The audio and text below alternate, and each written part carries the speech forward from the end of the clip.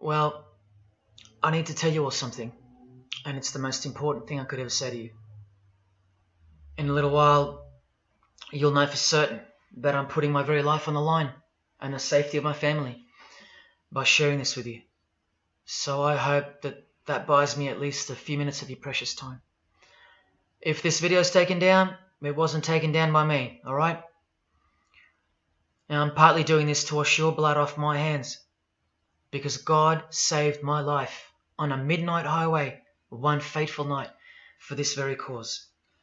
And He's watching, as He clearly proved that night. See, I should be dead. My sleeping driver was hurling us toward a concrete wall at 100 kilometers an hour when an angel of God was sent to wake me up from a deep sleep with just a whisper, and just in time. And for what? Not so I could win X Factor or buy that dream Porsche or marry that dream girl, but for this, for these words, for this moment, so I can tell you something, so I can warn you about something. Nothing could be more important than this. So cancel that movie you wanted to watch, skip that gym session. Don't scroll down to the next post. Just stay with me. Stay with me. Now, don't worry about the quality of the video or the audio. Just focus on the content. Listen to my voice and trust your eyes. Most of you won't care for the shocking thing I'm about to expose to you, because no one cares. No one cares. Not my exes, former friends, former bandmates, work colleagues, parents, family members, strangers. No one cares. But still, I'm doing all this for one person. One single human being out there. God is calling you, and He's looking for the last ones before the storm. And if you think you know where I'm going with this, please keep watching, because the most important part of this video comes at the end. Now, everything you're about to hear is a fact, and I'll prove it to you. I will leave no room for doubt. And nothing can stop what's coming. So this isn't a call for an uprising, boycott, protest. No. The Titanic is sinking, and it's unstoppable. All I'm going to do is point you to the life raft. And if you want to ignore me, then fine, proceed at your own peril. God knows I've tried. If you want to mock me, then at least share the video. Let others mock me too. Tell your friends. Check this freak out. Anything to help me reach someone who has eyes to see and ears to hear. And like I said, in a few minutes, you'll know why my well-being is in danger, and that of my loved ones too. Now let me ask you something real quick. Who do you think, generally speaking, runs the world? What type of people are the leaders of our countries and corporations, and the rich and the famous too? I mean, like, are they Christians? Do Christians run the world? Well, no, of course not. Buddhists? No. Do Muslims run the world? No. What about atheists? It's got to be atheists, right? Because we've come such a long way as a society, and atheism is the rational state of mind for the modern type of person, right? No. What about a mixture of people? Different types of people run the world. Let me tell you something. All the leaders from Africa to Europe to the Middle East, Israel, Syria, Iran, all the way to the Americas, all these people, and we'll get to the celebrities in a second, they're not atheists, Buddhists, or Muslims. No. What if I told you that they all belong to the same religion? A secret religion. One that none of them are allowed to talk about. One that you should worry about because it affects you beyond belief in ways that you never imagined. Before I tell you what this worldwide secret religion thinks of you and plans to do to you, let me tell you what this religion is. And how do I know about this religion? Because I used to belong to it.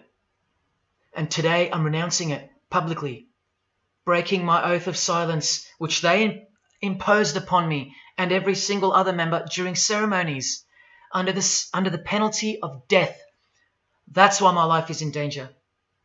Every person you're about to see has taken the same oath as I did, over and over, no matter where on earth they're from, including Scott Morrison, your Prime Minister and mine.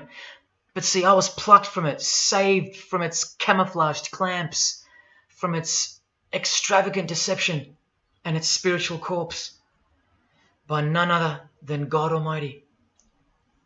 No one else is going to tell you this. Not your favourite singer or politician, who more than likely also belong to this hidden religion. Nowhere will they speak because they love it. They love their lives. They love their success, the money, the worship they receive. And then there are those who have left but have never broken their oath out of fear. Trust me, you don't know who you're messing with here. The few that have spoken out, well, they lost everything. Or either their reputations and livelihoods are threatened or destroyed, or they're framed for a crime and end up in jail, or they're murdered and made to look like an accident or suicide. Now, just for the record, the God that saved me, which God was that? Jesus Christ, of course, the one and only. And he's the only one they hate, along with his disciples. So I'm invincible until he's done with me. That's why I don't fear him. Now please don't let the name of Jesus scare you off just yet, because if you're an atheist, you're especially going to want to hear this. Christians and atheists are the most pathetic bunch in the eyes of this ancient religion, the one that rules them all. And I'm only going to show you the tip of the iceberg. And just like an iceberg, the full body of this secret religion continues down past the line of sight, beneath the ocean. It widens in mass and scope until it continues further into the depths, into ever-increasing darkness and invisibility, until it reaches its foundations, which is firmly established in thick blackness, completely unimaginable and not perceived at all to those who only ever get to see its tip peeking out of the ocean top, including most of its members. At least 75%, 80%. And unless you're a member of this religion and this secret society, as they call it, you won't be granted access to the world stage or of a position of influence. It's become a prerequisite for success now that they've gained pretty much full control and their members are in every place of prominence and power. So brace yourself for the truth that has been hiding in plain sight every day of your life, and for the mind-blowing, out-of-this-world climax to this video. Now look at this. There's a few different ways they display their allegiance. They don't do it often, and some don't do it at all. But most of them can't help themselves, because when they do it in public, it's a hidden statement, and that statement gives them a lot of satisfaction. The celebrities usually cover one eye, or hide it in some way, and obscure it, or emphasize it like this. Or they close one eye, or peek through it, through this hand gesture, all to highlight one single eye. It's called the all-seeing eye. Other times they'll just display a drawn eye somewhere, or a tattoo of it. The other method they use is what's commonly known as the hidden hand. Here, for example, River Phoenix is doing both the hidden hand and the all-seeing eye, so you can see the direct connection between the two. But in the political world, usually it's done with the hidden hand, and of course, this. That's a secret handshake for the members of the secret one-eyed religion. We'll start with Scott Morrison here, hidden in plain sight as usual, for everyone to not see as usual. Look at the handshake. I was taught this very handshake, or grip as they call it, during my time in this great school of deception. Here's a picture of a normal handshake, and here's the secret handshake. Normal, secret. Now here's Scott Morrison with Daniel Andrews. Normal handshake, secret handshake. All of them are sworn to secrecy under the penalty of death. And remember, I'll prove it to you very soon. Here's former Prime Minister John Howard giving the secret handshake, and Kevin Rudd bowing down to this bloke in front of Julia Gillard. all of whom are members of the religion. And Tony Abbott, you'll see in a second, and he's Julia again. Now, I once heard Julia being asked in a brief interview on TV while she was the Prime Minister. The interviewer asked her, "What religion are you?" My ears pricked up as I was eating breakfast and I froze to hear the answer. And she actually said, with a sinister smirk, "I'm a member of a secret society. Next question, please." And what happened? Nothing. No one cared. No one cared that the person who represents them just confessed that she's a member of a secret society, when the Australian society is at large the only society that should matter. And why is it a secret in the first place? I'll show you. Very soon you'll know their beliefs, and you'll know their master plan, and you'll know why they take such extreme precautions with such hideous oaths of silence under the unbelievable penalties, including death, to stay hidden from the public. So what's the name of this religion? Well, I'll tell you right now. But keep in mind, the magic word you're about to hear only hides the true religion inside of itself. That's how it's secretly flourished to spread like a cancer around the world. It's a religion within a fraternity. The name of the international fraternity, the one that camouflages, conceals, and cloaks the secret religion inside it, is this: Freemasonry. This is their official symbol, the square and compass. Sometimes with a G in the middle, and sometimes with the eye, the all-seeing eye. This is the same eye that these people are referring to. That's where it comes from. The eye is sometimes placed in a triangle, and that's where this comes from, the eye in the triangle. Here's Chris Angel doing it, standing also next to a mate with a square and compass shirt on. Not a coincidence. This is not something Jay-Z invented.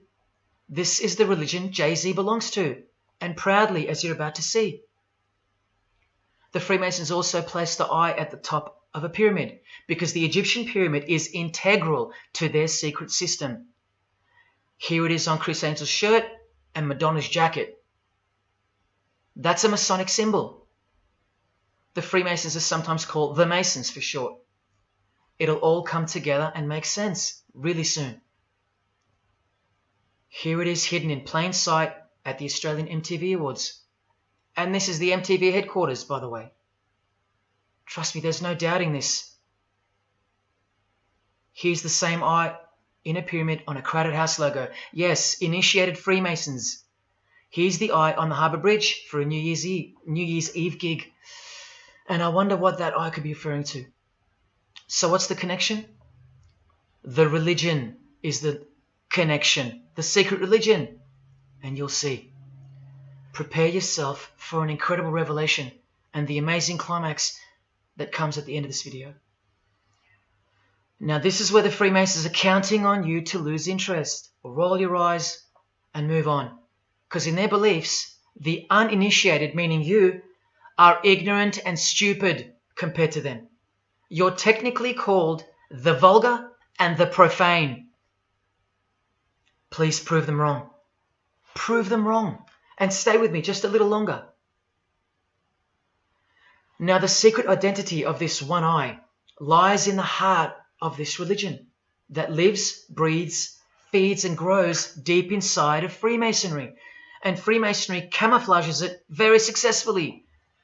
So it goes undetected and undisturbed until it ultimately fulfills a thing called the Great Work. That's what they call it. And they will succeed very shortly. Nothing can stop it now. And I think some of you can sense that something's coming. And who do we trust more than anyone in the world right now? This bloke. And there he is, giving the sign of the hidden hand in front of the whole world. The hidden hand sign is technically called the sign of the master of the second veil in Freemasonry. Veil, get it? Meaning hidden. Now, am I saying that this thing that's happening in the world isn't real? No, I'm saying this. Spoken like a true Freemason. And you remember this guy? A safe place and a dangerous place. We must treat this new world order, this new world of COVID, we must treat this new world of COVID even in our own homes.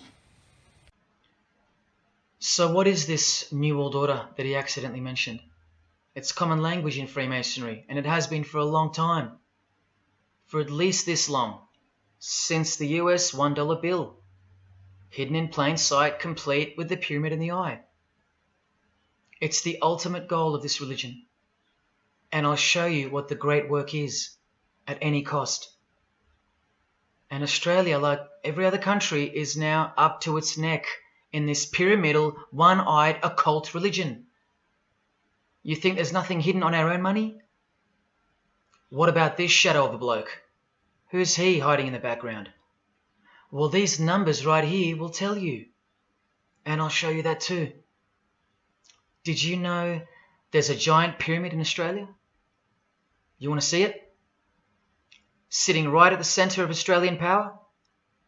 Look closely, because you'll miss it. Because that's the way they designed it. There it is. Hang on. Do you see it yet? And what about now? That is the frame of an Egyptian pyramid, which we can now firmly call a Masonic pyramid, complete with a missing capstone. And if you're still in doubt that you're looking at a pyramid, there you go. A perfect to-scale pyramid hiding out of sight inside the giant frame that surrounds it. This is going to be so unbelievable to you that you probably won't believe it. Or if you're that far gone, if you really have lost touch with your own soul, you won't care. And you'll miss the opportunity to have your own eyes open first to the worst news and then to the best news you could ever wish for on this God-forsaken planet in which you're destined to lose everything you have and everything you love until eventually you lose yourself. We have to establish what this religion that's hiding inside of Freemasonry actually is, and we will. And it's shocking, but it's reality. The symbol of the Freemasons itself is not what it seems. It's a squaring compass on the surface, but it conceals something that'll become obvious when I show you. But before we uncloak Freemasonry to see its true nature, its ugly face and its shameful nakedness, because I gave you my word that I'm going to prove it to you. This is the oath they have to take. This is the oath that I took. And your favorite actors and singers, just about all your heroes, just about, even some of your relatives, who probably have no idea what Freemasonry is or was, and why they took such gruesome oaths. So for those who are going to say, my grandfather was a Freemason and he was a great bloke, or don't the Freemasons run that retirement home? Just wait. Because I'm talking to Freemasons here as well. And don't you worry, they're going to come out of the woodworks. But they're all under the oath of secrecy. Don't forget that, no matter who they are. Adele, Neil Finn, Chris Angel, or Scott Morrison. The oath comes first. And here it is. This is taken from an official Masonic publication, not intended for the public. This is Duncan's Ritual of Freemasonry. In brief, I, of my own free will and accord, do hereby promise and swear that I will never reveal any of the secrets, arts, parts, point or points of the Master Mason's degree to any person or persons whomsoever. This I solemnly, sincerely promise and swear, under no less penalty than having my body severed in two, my bowels taken out and burnt to ashes, so no more remembrance be had of so vile and wicked a wretch as I, should I ever violate my Master Mason's obligation. So now you know what they think of me. I'm a vile and wicked wretch for breaking my oath. So how can anyone ever trust a Freemason when he speaks about Freemasonry? Unless you're speaking to a rare breed like me. Never reveal any parts, not even a single point, to anyone. Here's another penalty from another degree, this time from Richardson's Monitor of Freemasonry, a legitimate Masonic publication for instructing and laying out the ritual. binding myself under no less penalty than having my throat cut across, my tongue torn out by the roots, and my body buried in the rough sands of the sea. These are the penalties they swear to. And yes, the lodge has penal authority to execute. This is how they look when they're initiated. They have to remove all their clothing and jewelry, including wedding rings, crucifixes, the most meaningful things to them, no matter what. They have to go, because complete allegiance to the society is required. You're blindfolded at every initiation because you symbolize someone who lives in utter darkness before you receive the light of Freemasonry. And that light will become so obvious to you in a bit. The secret that is being unveiled by incremental degrees to the candidates in the lodge is staring us in the face in daily life. And that truth is pretty scary if all you know and all you have is this world. But they know much more than that. At one point, when the blindfold comes off, this is what you're surrounded by. Blokes dressed like this, holding swords to your face. And that's nothing compared to what comes later. So your own wife or daughter don't qualify for discussion in these matters, unless they too are initiated to the same level as you. So please don't tell me that your grandfather or your neighbour is a Freemason and that there's nothing wrong with Freemasonry. How would you know when they're under oath never to reveal anything to anyone? The whole successful system is constructed by the art of lying to the public and to their own members of lower degrees. And we trust these people? Now here are the illustrations for the signs and handshakes. And you only receive them after the oath has been taken. This is the sign you do upon entering and exiting the ritual room while facing the Grand Master. It stands for throat slit, and it goes like this. A continual reminder of where you are and what awaits you if you have a change of heart or rebellious spirit. And here you have the illustrations of the secret handshakes. Look familiar? And this is the sign of the Master of the Second Veil. See? Purely Masonic. You don't pick this stuff up off the street. Now this is how it's generally executed in the public arena.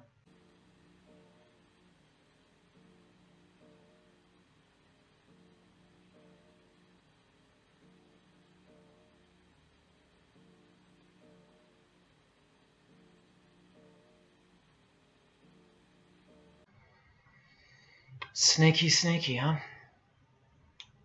So when you see this, or this, you know for certain where it comes from and who they belong to. Look at Kramer on the front page of the privately circulated Freemason magazine, officially a Mason, like fellow brother Tony Abbott, and he's doing this. That's a direct link to the mysterious all-seeing eye of Freemasonry. There it is on the walls of the inside of a lodge room. So there's no reason to doubt that those who do this belong to this. This is another sign they do quite prominently. It's the sign of silence. This is from Richardson's Monitor of Freemasonry again, a finger over the lips. Now these signs are slightly morphed over time, so covering the mouth in a variety of ways is the expression of being bound to secrecy and silence. Silence or death, as Little Wayne here is portraying. Here's the oath of a second-degree Freemason on page 21 of Richardson's Monitor of Freemasonry. Binding myself under no less penalty than having my left breast torn open and my heart and vitals taken out, thrown over my left shoulder, should I wilfully transgress any part of this my solemn oath. In this degree, the penalty is to have your whole body dissected, bowels removed and heart cut into pieces and thrown into a field where you are eaten by animals, all to protect the secret religion of the rich, powerful and famous. In the Knights Templar degree, the penalty is to have your head cut off. Listen to this penalty, and this one has happened throughout history more than any other, because it works so well without having to resort to death or the threat of death, and it's easier to execute. Now this applies to all areas of industry. It's done through the ruining of your reputation by fellow Freemasons, pointing him out to the world as an unworthy vagabond, by opposing his interests, making life very hard for you, by deranging his business, by transferring his character wherever he may go, and by exposing him to the contempt of the whole fraternity, the secret society, and the world. Wow! How many people do you think they've threatened, ruined, framed, cheated, and utterly destroyed to protect their secret religion? And in case you think the Masonic Lodge hasn't got the authority over the initiates, especially the ones in the higher degrees, this is from the Encyclopedia of Freemasonry. Under mandate, the orders and decrees of the Grand Master or of a Grand Lodge are called mandates, and implicit obedience to them is a Masonic obligation. And in Sickles' Monitor of Freemasonry, you plainly see they have a right to kill. A lodge has a right to exercise penal authority over its members, exercise the penalties. So don't let a Mason tell you, oh no, that's just symbolic, the oath. Their laws are above the law of the land, and the proof are the oaths themselves. Because in normal society, you can't ask someone to accept having their throat slit as a penalty in order to be a member of any club or workplace. Unheard of. But not in Freemasonry, not in the secret society world. I told you, you don't know who you're dealing with and what's coming for us all. Here's what they think of the public. Here in speaking to the candidate, it's stated, but have a care not to defile the sanctuary by a spirit of curiosity, meaning don't try to join us just for fun. And take care not to increase the number of the vulgar and profane, meaning don't invite too many outsiders to join because they're vulgar and they're profane. This is more or less an invitation-only fraternity. Here from the Encyclopedia of Freemasonry again, written for Masons only and written by 33rd degree Masonic legend Albert Mackey, stating the same thing. Masonic definition of profane. One who is ignorant of the sacred rites of Freemasonry. One who is not allowed to enter the temple and behold the mysteries. And here, being uninitiated. That's the world at large. And here, from this old ritual book written by the same legendary author, in the 33rd degree initiation, the Mason drinks wine from a human skull, which has been the cause for a few to leave Masonry, because they wonder, whose skull is this? In the 30th degree, part of the ritual involves stabbing skulls. Illustrated right here. The process of submitting the member further and further involves things like this. See, the candidate who's seeking admission into the next degree to receive more light has to be humiliated and intimidated. This guy here has his foot on the candidate's head. This is what our celebrities and politicians and the most prominent members of our society have done and continue to do. No one is exempt from this. And this is the intimidating and frightening path that you must take that binds you to the secret society before you are revealed the true beliefs of the religion. So can you see the risks I'm taking? You have to stay till the end. Don't let me down. Don't let yourself down or your fellow man. Believe me, it'll be worth it. Now here's one of the 3 greatest Freemasons of all time, who actually helped construct the 33 degrees or rituals of modern Freemasonry, Albert Pike. A hideous man with a deeply complicated mind, and one who will soon help you to see who they really are. This is how important he is to Freemasonry. He's buried here, in the House of the Temple, a Washington Masonic Lodge, just around the corner from the White House. He was called the Grand Commander Sovereign Pontiff of Universal Freemasonry, a giant of this secret society, the only Confederate general who has his own statue. And who were the Confederates? The dudes that fought for slavery, not against it, defeated by Abraham Lincoln, who was surrounded by these Freemasons, and who was assassinated by this one, John Wilkes Booth, doing the same sign of the master of the second veil.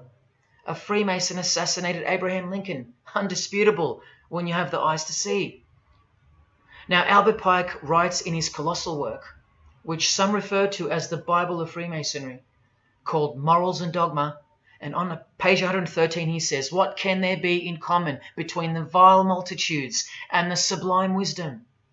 That's what Freemasons possess, sublime wisdom. That's what their secret is. It's sublime. The secret I'll reveal to you. Now, just quickly, here's Freemason Kanye West. Here he's giving the Masonic grip to his brother Mason Jay-Z. Look at the lapel he's wearing in this picture. It's the same double-headed eagle as on the front cover of the so-called Bible of Freemasonry, Morals and Dogma, written by the Grand Commander Sovereign Pontiff of the religion that Kanye and Jay-Z have been sworn into and thus granted access to international success. His Christian conversion isn't what it seems, and you'll soon see what job he has to do. Now look at what else Freemasonry thinks of the uninitiated, from the words of the Grand Commander himself. The truth must be kept secret, and the masses need a teaching proportioned to their imperfect reason. I hope you're listening, because we're about to get going here. These truths were covered from the common people as with a veil. There's that veil again. And the mysteries were carried into every country. Freemasonry was secretly imported from the East into the whole world to weave its web in the darkness to increase and advance its agenda. The sages, meaning the enlightened ones, always had an esoteric creed, unknown to the vulgar. And here he says, to the end that the vulgar herd, seeing, might not see anything, and hearing, might comprehend nothing. Are they right? Am I wasting my time, laying it all down for nothing? Because they know you so well? Your favorite celebrity and politician's secret religion is beyond the reach of the vulgar. Vulgar is what you are to them. He won't tell you.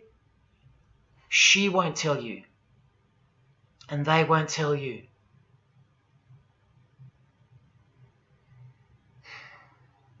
Because the other obscene penalties from the rituals of Freemasonry include having your ear and hand chopped off, or both hands, being hung in your own home, and my personal favourite, having the top of your skull cut off so your brain is cooked in the sun. Now, can you imagine what they're hiding? And then the ritual monitor goes on to illustrate the same secret handshakes and signs. Hidden hand, sign of silence. These people mocking us, sometimes to our face with their symbolism, while we respect them, admire them, and sometimes even love them and idolize them. All of them partaking in the same initiation rituals, to belong to the secret society, a prerequisite for success, to belong to the religion that gives you everything you want, everything your heart desires. While the Gospels teach accurately that the heart is wicked.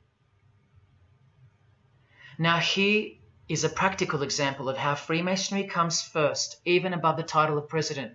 Here's a portrait of George Washington doing the sign of the Master of the Second Veil, and here, Freemason, before and above president. And if you think that's just by chance that they put the word Freemason above president, then here, read this genuine quote from Harry Truman.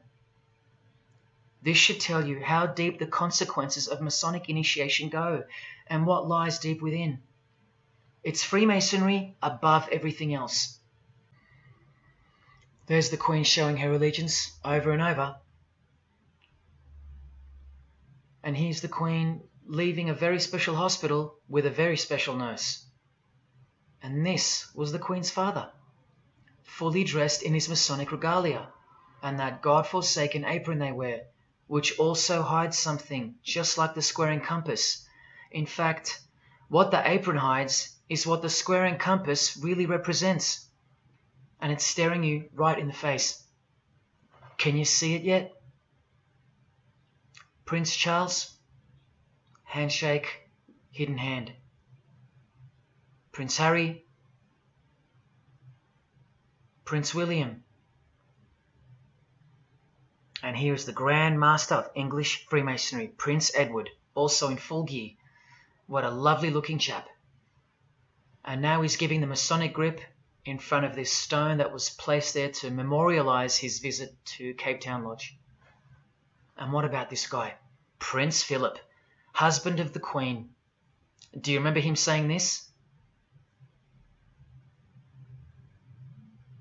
Yeah, and here's the article in case you think he didn't. Initiated member. Do you slowly see what the Masonic mindset is? We are beneath them. And the craziest thing is, if they can turn you into what they think of you, then you deserve what's coming. It's a natural law. It's the law of nature. And I'll soon show you their real Bible, for lack of a better term, which justifies it all, and the one which guides their morals. And it makes a lot of sense, because the power of the deceptive phenomenon of Freemasonry lies in the fact that it contains real truth, intertwined with untruth. Now, this actual book that guides their morals and plans, it isn't written by hand, and it's been around longer than the Bible. So they think it's purer, sublime as they call it. And it's the foundation on which the religion is built upon. And that Bible, so-called, that unwritten Bible, is the key to unlocking its secrets. I'm going to hand you that key. And it's all going to come together like a flood.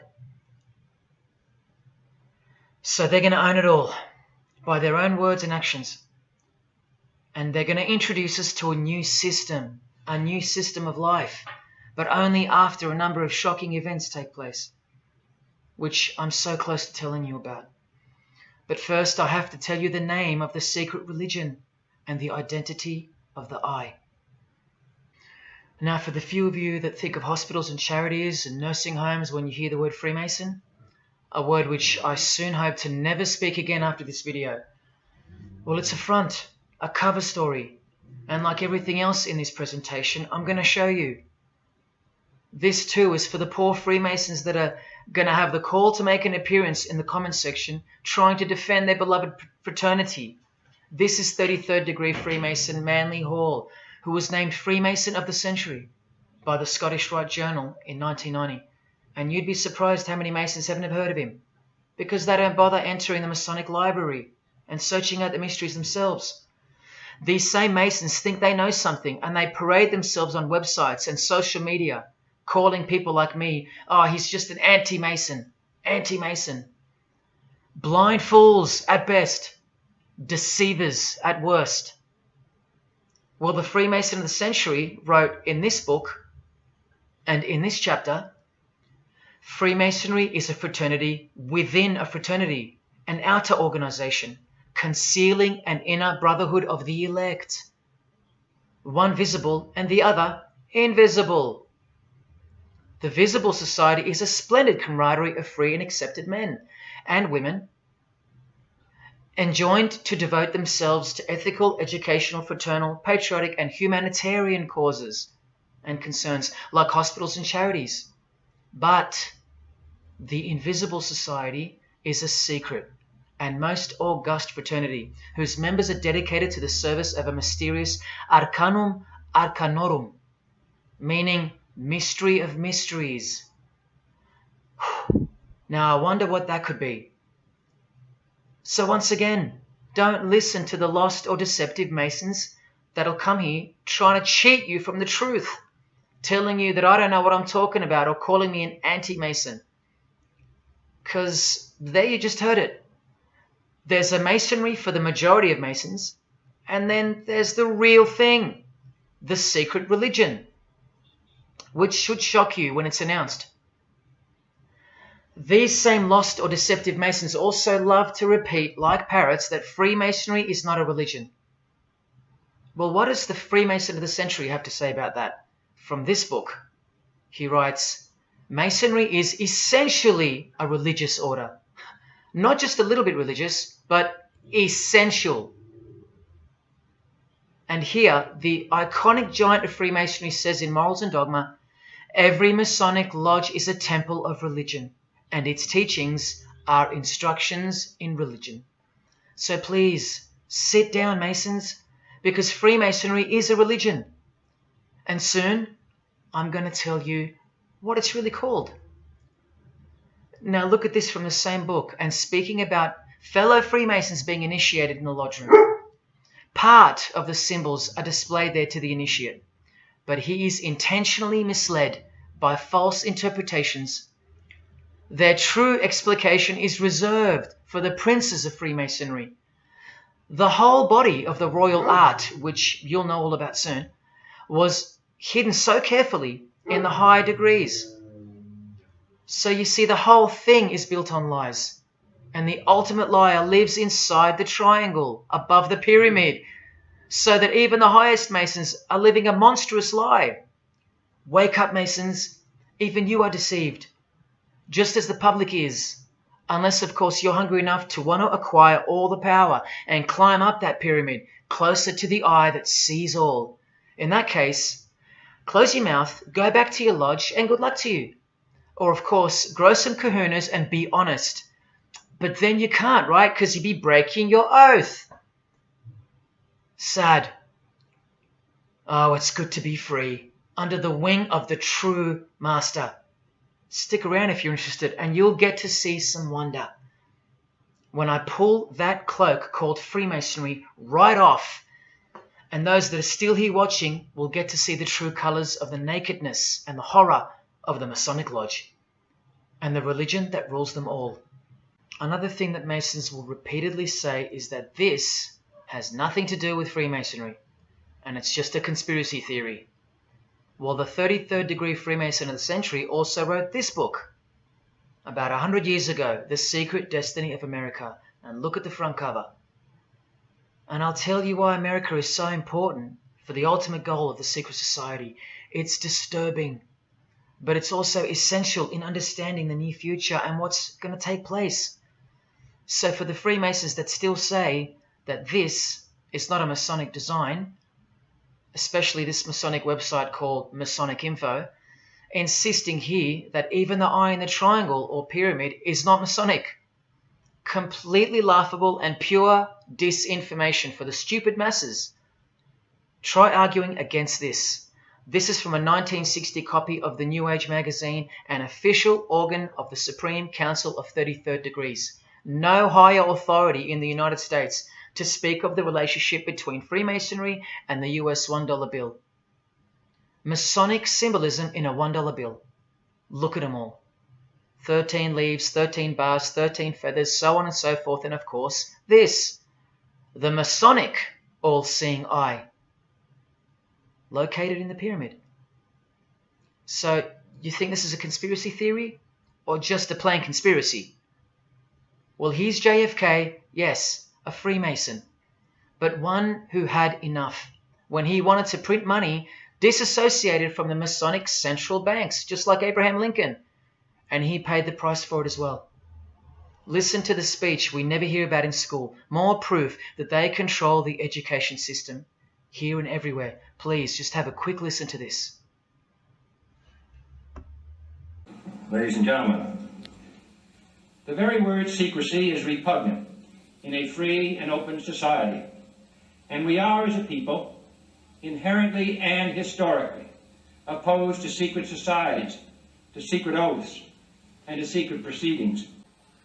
For we are opposed around the world by a monolithic and ruthless conspiracy that relies primarily on covert means. I am asking your help in the tremendous task of informing and alerting the American people.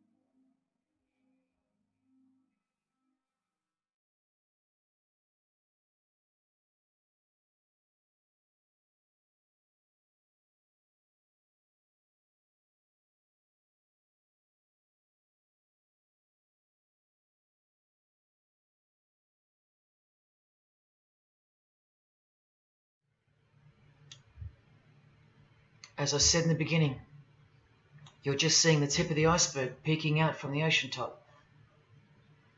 I told you, all personalities in the field of great influence are initiated members of Freemasonry. Otherwise they wouldn't be there. Within 60 seconds of me telling you what international Freemasonry really is, I'll prove it to you. Unequivocally, within 60 seconds. And then I'm going to drive it home, and then I'm going to show you what they're planning with this new age they're implementing, and then the conclusion, which is by far the most important part of this presentation. So when you hear me tell you the truth in just a moment, don't switch off in disbelief because you can't believe that your favorite idol or whoever could possibly be involved, like you know them or something. You don't know these people. You do know that they're under oath never to reveal their beliefs to you. The vile multitude. It's time to trust your eyes now, not your feelings, especially after all that I've shown you. This is why the secret religion is so hidden. This is why it's so ingeniously designed through layers of lies upon lies, cloak upon cloak, and oath upon oath, concealing the truth for its chosen few. What is Freemasonry? What is the most secret yet most powerful religion in the world? Well, that's easy. We live in an evil, evil world. So there's only one religion that befits it. Freemasonry is Satanism in disguise. Now start the clock. From Morals and Dogma, prepared for the Supreme Council for 33rd degree. That's the highest degree in Freemasonry, and written by the undisputed heavyweight champion of modern Freemasonry, Albert Pike. On page 321, he boldly states, Lucifer, the light bearer. Strange and mysterious name to give to the spirit of darkness. Lucifer, son of the morning.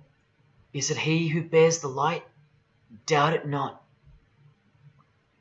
Did you hear that? Lucifer is God, and do not doubt it. Come on now, stay with me. Here from the Encyclopedia of Freemasonry, written by 33rd degree Freemason, a beloved member of the craft, Albert Mackey. He tells us whose name represents the good principle in Freemasonry's secret worldview. Writing under the Masonic meaning of the word pentagram, he says that the pentagram, depending on its position, represents good or evil. See how he puts the positive aspect in the first position? Good first, evil second. Good or evil, light or darkness, victory or death, initiation or profanation, Lucifer or Vesper. Lucifer is good. Lucifer is light. Lucifer is victory. And Lucifer is true initiation. See, if you're not initiated, you're profane. If you haven't figured out that God is Lucifer, you're vulgar and profane. You're stupid, in their own words. That's the beginning of their big secret. God is the devil, and we're already in hell right now. Now from the Freemason of the Century, Manly Hall, and this will make it 3 out of 3 legends of Freemasonry stating the same thing. In The Lost Keys of Freemasonry on page 76, when the Mason learns that the key to the warrior on the block is the proper application of the dynamo of living power, he has learned the mystery of his craft. The seething, surging energies of Lucifer are in his hands. Do you see? The world's hidden religion, with its universal one-eye symbolism, who was revealed slowly and by degrees only to its dedicated members, is Satanism, or Luciferianism as they prefer to call it. Now all the oaths make sense, don't they? Now all the rituals make sense. Now all the penalties make sense. And their secret signs and symbols and handshakes all make sense. While the bulk of Freemasons make the external image of the fraternity and know nothing of who rules over them and who or what they're protecting. But which craft do you think the Freemason of the Century is talking about here? Which craft? Which craft? Which craft? witchcraft. You need to slowly wake up now. Witchcraft is the royal art of Freemasonry, jealously guarded and reserved for the few. I'll show you clear as day that this is in fact true. This is the symbol of Satanism.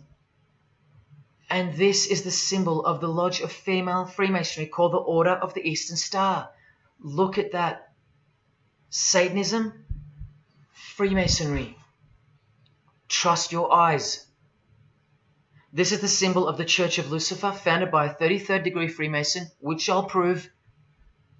Look at the Masonic squaring compass in the design. The Church of Satan and Lucifer, two sides of the same coin, nurtured and brought to an organized international level of power and influence by Freemasonry, in secret, and all done right under our noses. And if you think that your politicians or religious leaders or favorite idols can't be a part of this, you have to try and snap out of it, or suspend your everyday beliefs just for a moment, and I will clearly show you how it's not only possible, but it's actual. Please, I feel like it's now or never. If you don't get a glimpse of this now, then when? Who else is going to tell you this? When will you next be confronted with this?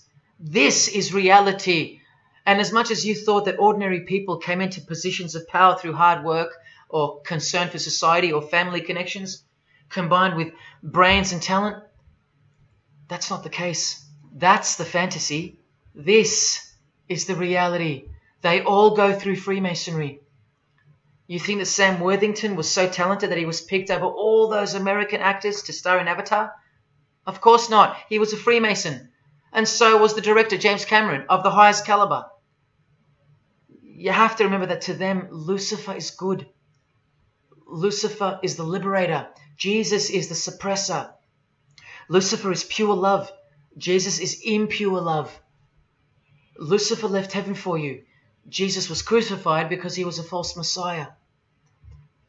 The world has always been deceptive, and we have been magnificently deceived. Here is an incredible example. Pay attention. This should blow your mind. Charles Darwin, the father of atheism and rationalism, was an initiated Freemason, doing the hidden hand of Freemasonry in this picture, and the vow of silence in this one. This would have remained unknown to us because no one's going to teach us this. But now we have the tools to see his beliefs, not through his words, but through his signs and symbols. I told you they can't help but to show off their religions, because they think we're stupid, vile, and ignorant. And I've proven that to you as well. So once again, are you going to prove them right by switching off and ignoring this? Well, unfortunately, more than 90% of you will. What I'm giving you here is priceless knowledge, because no amount of money or success can substitute its importance. And I'm risking everything but my own salvation to share it with you. If only for the few of you. Think about what you've just seen here with Charles Darwin, because I don't know if you got it. You cannot be accepted as a candidate of Freemasonry unless you believe in a supreme being, as exemplified here with Phil Collins, speculated by some to be an atheist, but this seems impossible because being a Freemason, he has to believe in a higher power, or more accurately, supreme being, and I can personally vouch for that. And look here in the Masonic Oath itself. The candidate says, I will not aid or be present at the initiation of an atheist, a madman, or a fool. Freemasonry believes that to be an atheist is to be the equivalent of a madman. And they're right.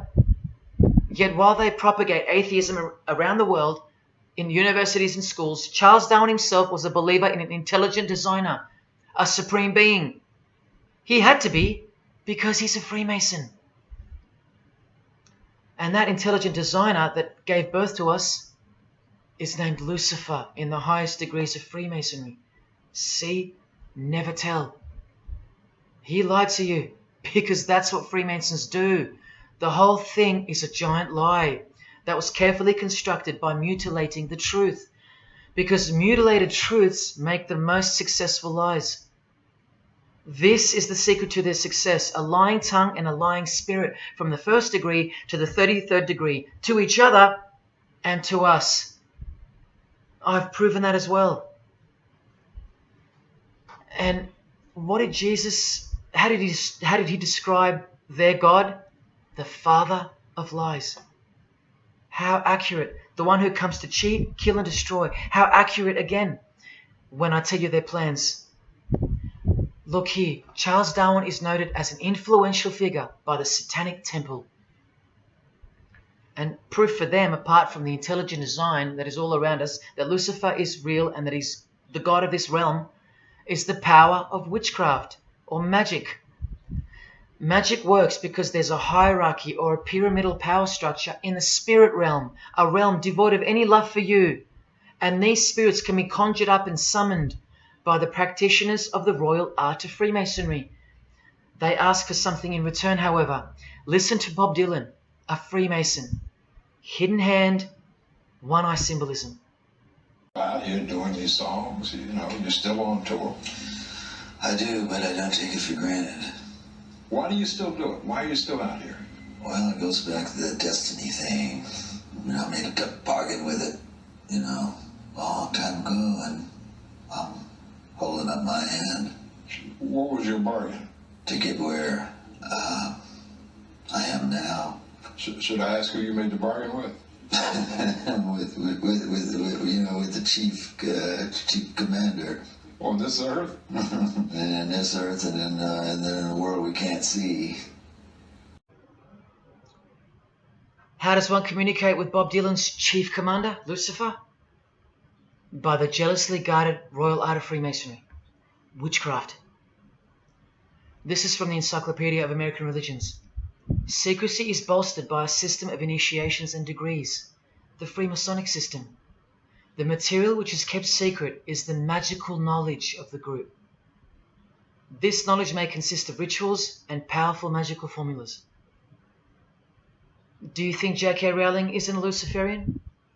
In this article, J.K. Rowling reveals the inspiration behind the Deathly Hallows symbol. And what is it? The Masonic square and compass, with the one eye that all the celebrities mimic. That's the inspiration. They're all members of the secret society. If you think that doesn't prove anything, here she is with her new tattoo. It says Solve Coagula. Also a song title by fellow Freemason Marilyn Manson. And where does it come from? Here, the Baphomet. The image of Lucifer as conceptualized by another Freemason, Eliphas Levi, in his book, The Doctrine of Transcendental Magic. This horrid thing, with breasts, a penis, and a goat's head with 2 horns, has these words written on its arms, Solve Coagula. The impact of the meaning of these 2 words should disturb you to soberness when I tell you about them. Because apart from other things, they involve the process in which the new system will be implemented at unbelievable cost to you and I. Here's a statue of the Baphomet at the temple, Satanic Temple, complete with 2 little kids admiring it. That's J.K. Rowling's religion, Satanism. The secret religion for the highly evolved and the highly successful. Welcome to the real world. The same Masonic author writes in The Doctrine of Transcendental Magic, in the ceremonies practiced at reception by all secret societies, there are found indications of a doctrine which is everywhere carefully concealed, and that is witchcraft. And in his History of Magic, he tells us it is the royal art. And that's what Freemasonry calls it. And where did he get his inspiration for the Baphomet? From the Knights Templar, another secret society who were banned, and some of its members were executed in the 1300s for glorifying evil, as it's openly stated here in the Satanic Rituals. And where do modern day Knights Templars reside now? Within high degree of Freemasonry, right here. Again from the encyclopedia, and listen to this. The continuing impact of speculative Freemasonry, which means modern day Freemasonry, provided fertile soil in which new magical orders could grow.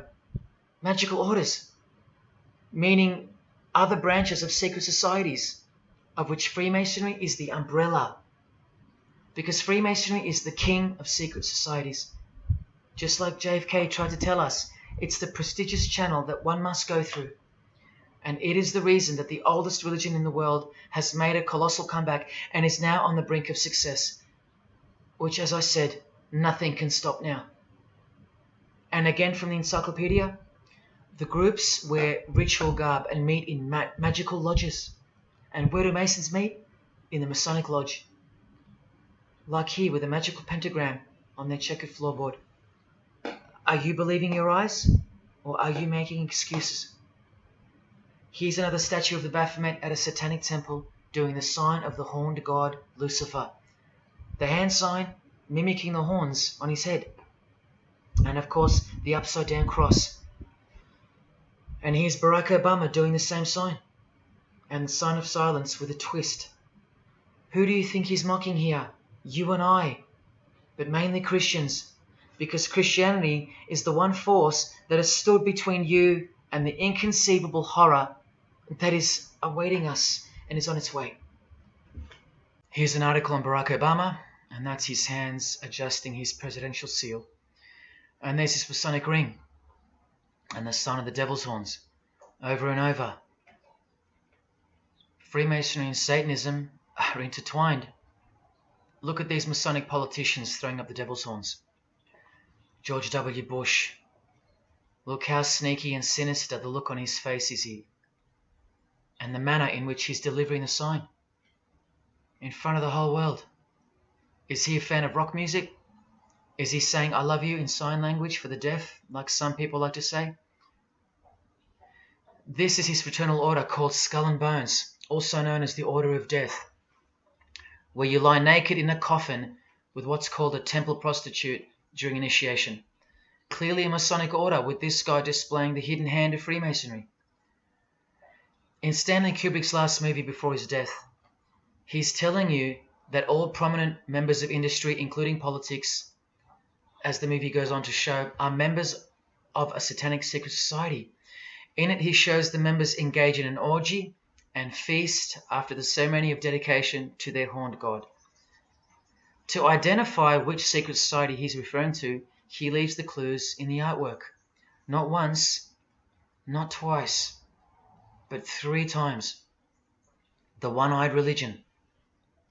And who do you think the title of the movie is dedicated to? None other than the stupid, ignorant, and uninitiated masses watching the movie. And you know it now. He knew that when we'd leave the cinema, we'd be commenting on the performance of Tom Cruise, or giggling about the orgy scene, or just being disappointed because the movie went too long, or some other meaningless critique, with eyes wide shut. Look at the cover of his other movie, A Clockwork Orange. The eye on top of the pyramid. And on his shirt, the word devil in Italian. Let me take it up a notch, in case this isn't registering.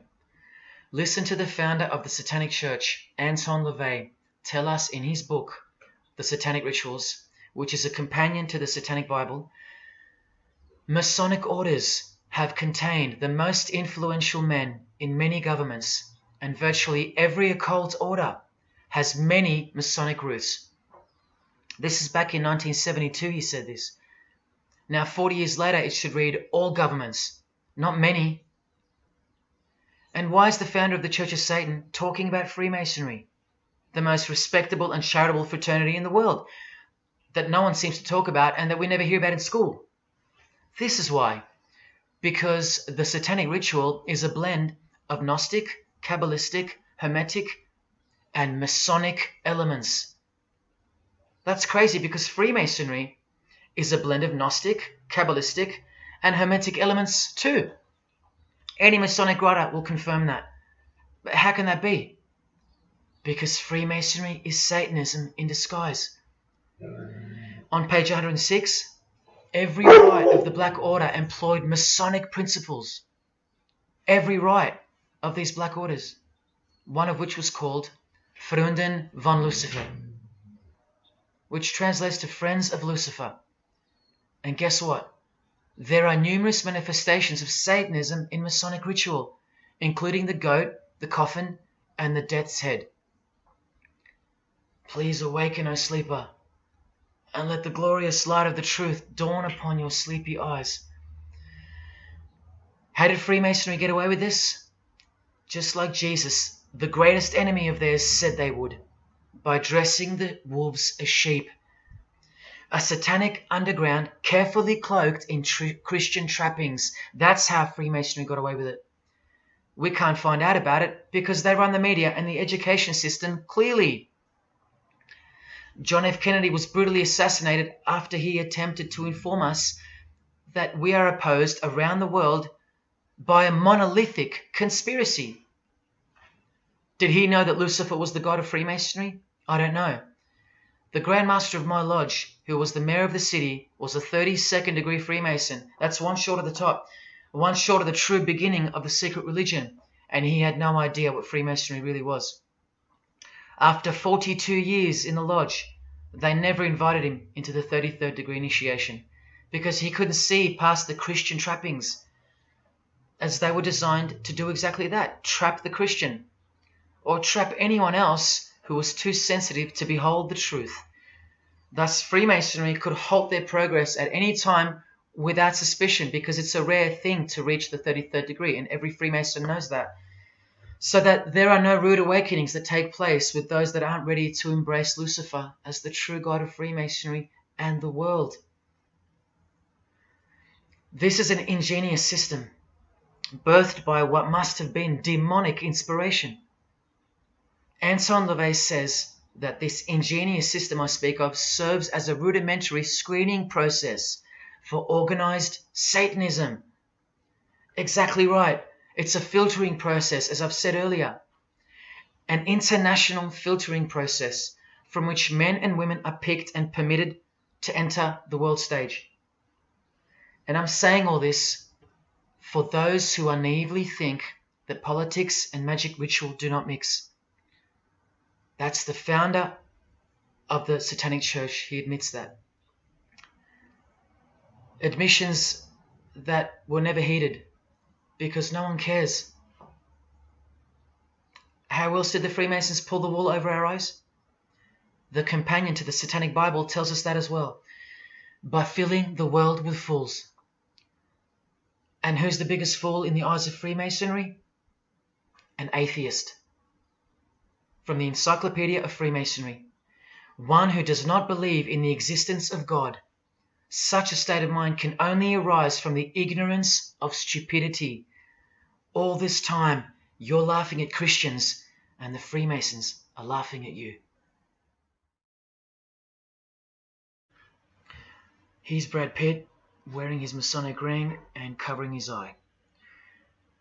Now here's a genuine quote from Brad Pitt, the Freemason. In short, I could really try on something different for myself. That was Satanism. It's working out really well. I made a pact. That's why. You don't believe him? Bob Dylan does. And the hand sign they all do. Allow me to show you what it symbolizes. And now that you know what you know, it should make sense to you. It stands for 666. Yes, indeed. Satan's number, foretold by Jesus Christ. Now just hang on, let me prove it to you. Here it is for all to see on this shirt design, worn by Guns N' Roses guitarist Slash. See the I in the middle of the 6? Repeated 3 times. That's 666. In this one, the design in the shirt is clearly demonstrated by the person wearing it. Another example, the hand sign with 3 6s on the shirt. Here's a movie poster, the hand sign and the 6 on his lapel. Connect the dots. Here's Don Cheadle, the hand sign, and here he covers one eye with the dice. What's the number on the dice that he holds toward the camera? 6. There's literally 3 6s that manifest in the hand sign itself, like this. That's why they do it. Here's Drake with the most obvious example, holding up the hand sign with the all-seeing eye of Lucifer on his bicep. And here, blatantly connecting the 6 to the hand sign on the artwork to one of his songs.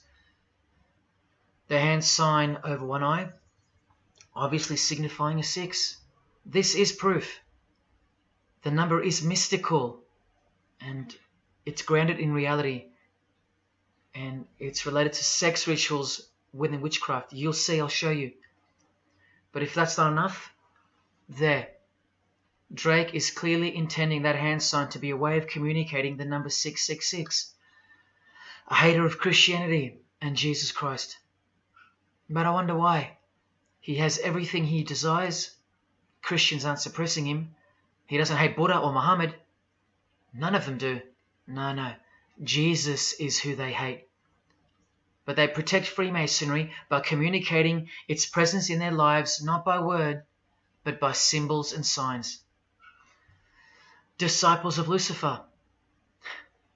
While you don't believe it, they take it very seriously, and they mock you by displaying it in your face. They know the truth.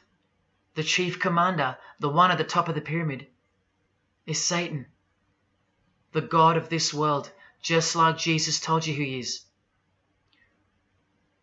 Britney Spears doing the 666 over the eye, and look at this. The devil's horns while she wears the seal of the US $1 bill, designed by Freemasons. You know why now. You just have to stop denying it. Freemasonry is Satanism in disguise. This is how they tell you. Let's go to Britney's close friend, whom she tongue-kissed in front of the world, sexualized as these people are, and for all the girls out there to be inspired and corrupted by. Madonna, wearing the same Masonic design as Britney. 666 hand sign, the one eye symbolism, and the vow of silence. The vow of silence with her fellow practitioner of witchcraft. The Masonic eye in the triangle behind her, and now the upside down cross of Christ on her outfit. A member of the secret society who hates Jesus with a passion, as you can see here with Lucifer, the god of Freemasonry, giving her oral sex. Deep despisers of Christianity. Are you wondering why yet? The sign of the devil's horns here, meaningfully placed and done with precise intent, like with all of them. And here teaching her poor children to follow in her footsteps. Truly only God knows how many young people she's perverted in her career, all orchestrated by Freemasonry. Here's the founder of the Church of Satan again, Anton LaVey, showing the horn sign. The horned god of the witches, as illustrated by Una Woodruff in her book Witches. And here, with a member of the Agora sect of Hinduism partaking in a ritual of the oldest religion of the world. She's drinking blood here from what? A human skull. Sound familiar? That's right. That's what all the high-level Freemasons do, except they use wine, until they themselves are invited into the secret religion. It's ritualistically done to gain magical abilities, not a myth. And look at her hand sign. It's also known as the El Diablo. Do you still think this hand sign is a joke, or it's misunderstood or misrepresented by people like me? Look at the cover of Anton's other book called Satan Speaks. Look at the eye. He has one eye emphasized. Can you see? What about the image of Lucifer in the Satanic Temple? Look at the right eye. It's darkened. You ready for this? From the Bible. And this passage is thousands of years old. Woe to the worthless shepherd. His right arm shall be completely withered, and his right eye shall be utterly darkened. Where do you think this hatred for Jesus comes from? Do you think it's because we've outgrown it? Or because it speaks the truth? Who do you think this worthless shepherd with one eye darkened is? And who said, I am the good shepherd? Who said that? Jesus Christ is the good shepherd, not the worthless shepherd with one eye. You think this is all just a coincidence? Just hang tight a little longer and you will see some wonder. Here's Anton LaVey with Freemason Marilyn Manson, and here's Marilyn covering his eye. In case you forgot that this is the eye of Freemasonry, the international religion they all belong to. Here he is giving the sign of the master of the second veil, the hidden hand of Freemasonry, along with his Masonic ring.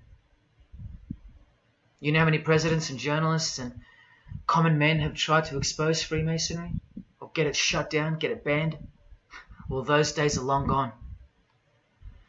Marilyn Manson, the Freemason who tears the Bible into pieces on stage during his performances, he captured the fundamental purpose of Freemasonry's existence very well when he said in an interview with Spin magazine in 1996, "Hopefully I'll be remembered as the person who brought an end to Christianity," echoing the dreams of grandeur, just like his spiritual father. Now Kesha, one-eye symbolism of Freemasonry, the eye in the triangle, and the sign of silence. So she's a member. And behold, an inverted cross in her music video, inverted cross on her outfit, and a satanic pentagram on this outfit, just like the symbol of female Freemasonry. You think none of these Freemasons look like witches? Really? And none of these witches in the making? Remember, 90% of them don't know what they're serving, or what they're doing there, or why they're taking oaths of such silence and such penalty. Avril Lavigne does, showing her allegiance with the one-eye symbolism, participating in lesbianism in a video, influencing the masses, subtly stealing her innocence. And what's on her helmet? One eye. And doing the El Diablo with pentagrams at her concert. Anthony Bourdain, with his one-eye symbolism, he was openly a hater of Christianity. And what kind of woman would suit a man like this? Well, a fellow member of the secret society who hates Christianity too, of course, Asia Argento. One-eye symbolism, again and again. The sign of Lucifer's horns, and this pose of his image. Remember the Baphomet. There's Asia mimicking its pose, complete with the finger position. Creatures with breasts and an erect penis and a goat's head. You know, things you find normal now, thanks to international Freemasonry, normalizing evil and filth through multiple levels of and avenues of propaganda and influence, including television, movies, music videos, schools, education, through legislation, through passing of laws to protect the evil nature, and of course through your favorite idols. Chris Hemsworth, just your everyday good Aussie bloke? I'm afraid not. One-eye symbolism and the sign of silence, both of which mean he's taken all the disgusting oaths of Freemasonry under the penalty of death, thus catapulting him over the competition, never to promote Christian values or Jesus Christ again.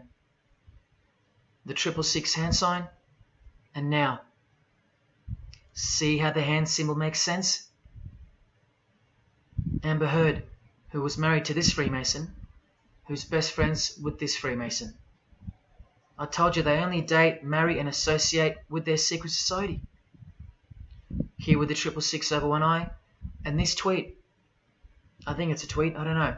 Look at the one eye closed, darkened if you will, and identifying its meaning with the devil's hand symbol. Of course, she camouflages the whole thing with her misdirecting words for the dumb masses. But we can see through that now, right? Oh, look, it's Elon Musk replying. He's a fan of Amber Heard. Or is there more to it? Good sign, he says. The sign of the devil's horns. The fertility god. The sex god. That's what he's referring to. Why on earth would he point that out?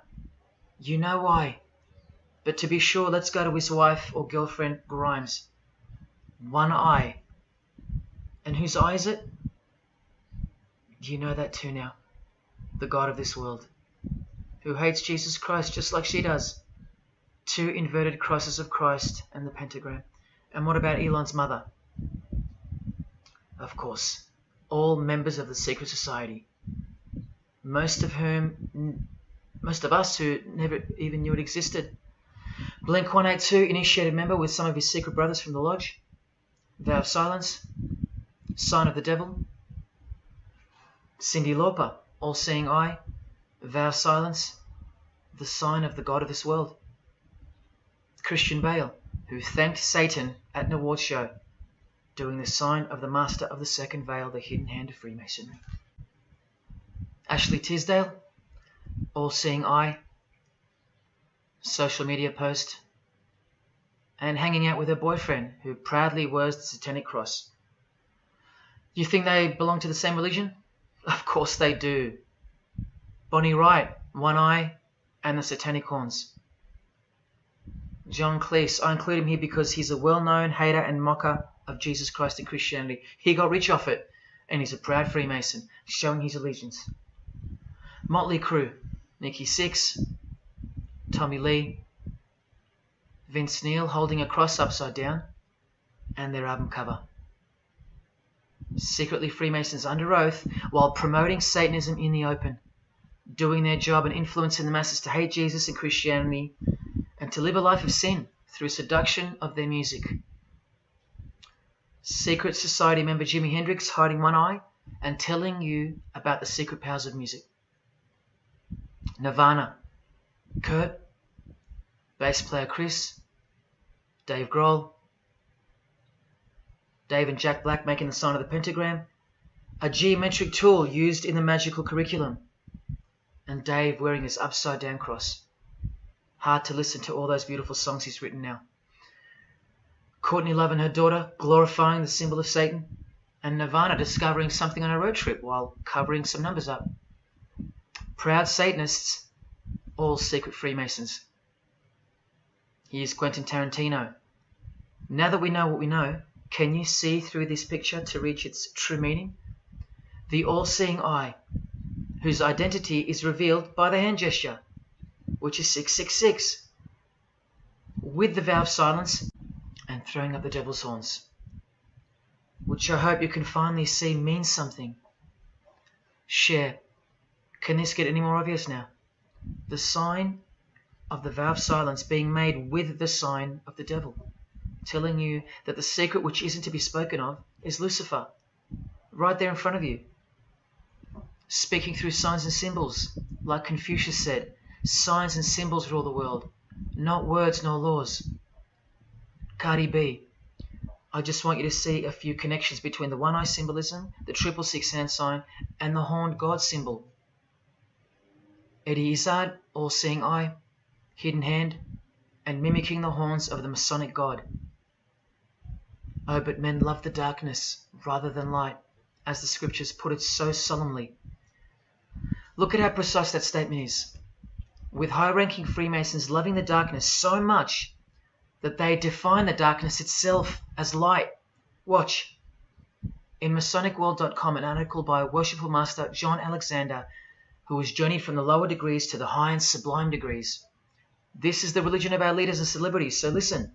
He writes, every ritual from the high and sublime degrees that I have ever read contains the statement, I beg you to observe that the light of a Master Mason is darkness visible. I put it to you, brethren, that this is the most accurate description of Masonic light that you will ever find. Think about what you just heard, because this is what they learn. Masonic light is darkness.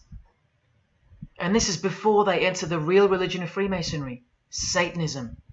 That's why in the high degrees the ritual states to the candidate, I beg of you to observe, meaning to ponder, to contemplate what they mean by the statement. My 32nd degree Grand Master, he never understood. And they don't push you, remember? It's all a screening process to weed out the weaklings who can't handle the truth. The truth that this is how the all-seeing eye sees things. Evil is good and good is evil. Look at what he says immediately afterwards. In keeping with our normal Masonic practice of burying our important truths deeply, the ritual sets out to immediately disguise this truth. Usually people bury their lies, but Masons bury their truths. Because their truth is that God is the devil and that we are in hell. So everything has to be flipped on its head in order for things to make sense in this place where lust creates life, where might is right, where compassion is weakness, and of course, in order to succeed. Look here, with another Freemason of the highest degree, Helena Blavatsky. She writes in her book, The Secret Doctrine. Doctrine means belief. So the book is called The Secret Belief. The Secret Belief of Freemasonry. She says, the sons of God, of whom Satan was one, all those spiritual beings were called angels of darkness, because that darkness is absolute light. Do you see how far they go to protect and glorify the darkness? Because men love darkness rather than light. If these were just randoms next door or some minor cult, I wouldn't be telling you about them, and I really wouldn't care this much. But these are not randoms. These are our heroes. These are those who have crept into the power structure very slowly since 1717, when the first Masonic Grand Lodge was organized, to overthrow Christianity and the world. These are those who we admire, trust. And these are those who have perverted our culture with one hand, the hidden hand, while upholding it with the other hand. So you can never call them out, because they run charities, nursing homes, and children's hospitals in the open, while they propagate smut, violence, debt, and of course atheism in secret. While a plethora of everyday distractions are endlessly supplied to us through entertainment and news, plowing through our lives. That's political Freemasonry, politicizing everything, including entertainment, supplying you with their heroes and their idols. And now that 95% of the world have been spiritually disarmed by thinking, oh, the world is a good place and Jesus is a myth, they've rigged our infrastructure and they're about to bring it down so they can build up their new world from the ashes. A completely new system of life on this planet is coming. I promise you that. In a book called Satan's Master Plan, LaVey affirms his commitment to destroy Christianity. Now check out Anton LaVey, once again in perfect parallel with Freemasonry, stating in the Satanic Bible, waiting at the darkness visible for that bright and morning star. Bright and morning star being a reference to Lucifer. The exact same expression as the Freemason and worshipful master John Alexander that we just heard describing Masonic light. Darkness visible. Identical language. Because Freemasonry is Satanism in disguise. This is what the initiated queen of Freemasonry, Helena Blavatsky, says of the bulk of Freemasons in her book. The knowledge of their members about the full signification of their symbols is nil. And that's of course true to the Freemasons listening. How do I know she's a Freemason? Because her diploma was reproduced on page 66 in Freemasonry Universal, Volume 5, Part 2, in the Autumn Equinox, 1929. And also because she's displaying the Masonic penalty sign, like all these Freemasons. Drew Barrymore, all-seeing eye, vow of silence. And see, the symbol of her secret God. Elijah Wood, one eye, hidden hand of Freemasonry, and the devil's horns. Sammy Davis Jr., the eye of the Freemasons is the all-seeing eye of Lucifer. Because here he is with Anton LaVey, the founder of the Church of Satan. So when you see him hanging with other celebrities like Bill Cosby, can you be sure that they belong to the same religion? Sure you can. I told you they don't hang out with the uninitiated. You think the Rat Pack weren't Freemasons? Well, here's their leader, Frank Sinatra, doing the hidden hand.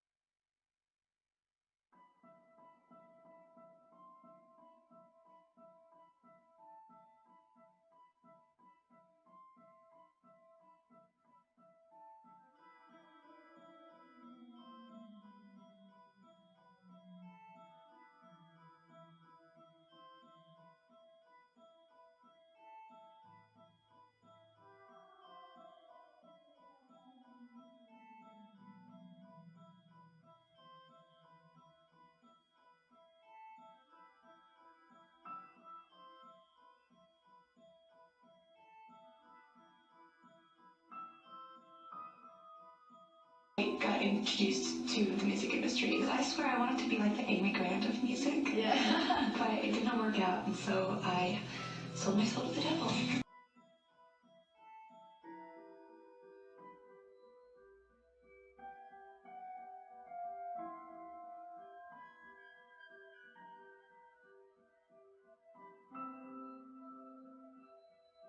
On that, how do you consider maybe doing more acting? I only had a few lines. It was fantastic, but I can't really tell you anything else. It was. Sure you can. I know, I can't. It's very secretive. It's a very secret society.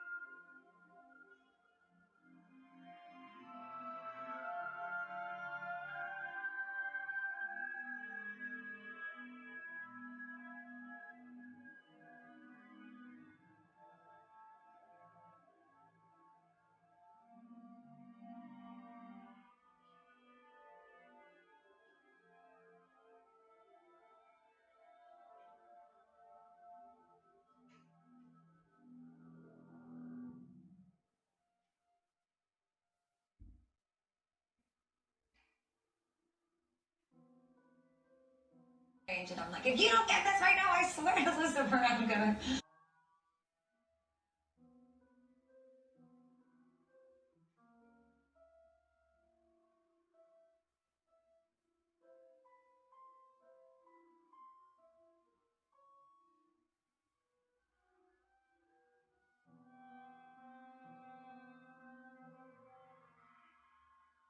poker facing with your sexuality.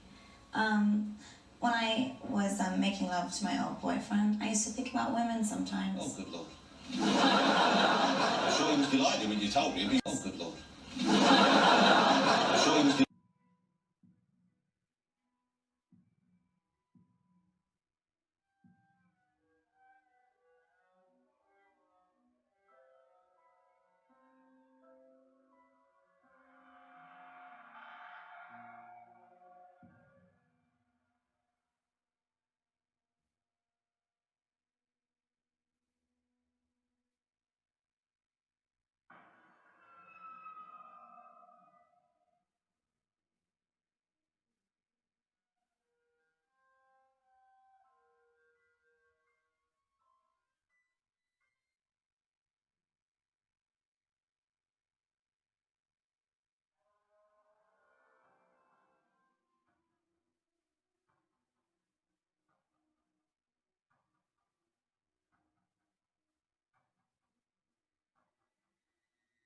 You may feel a small Christ. prick. Christ. Prick.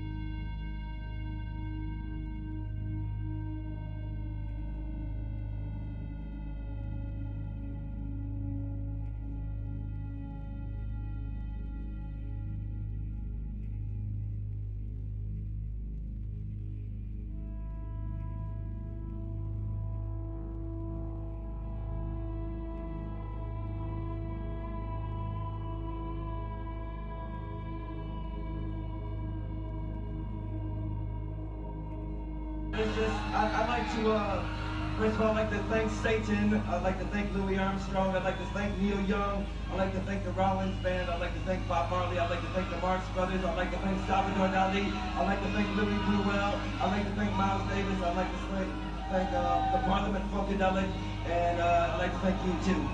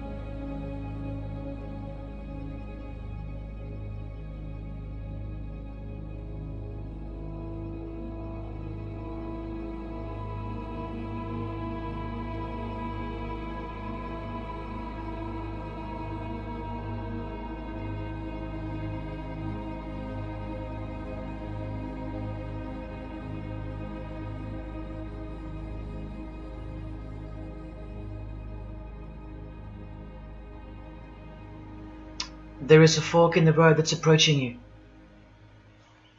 And you can stay on the path which curves to the left by denying the existence of Satanism in the fullness that you've been shown. Or you can surrender to the truth and take the right-hand path.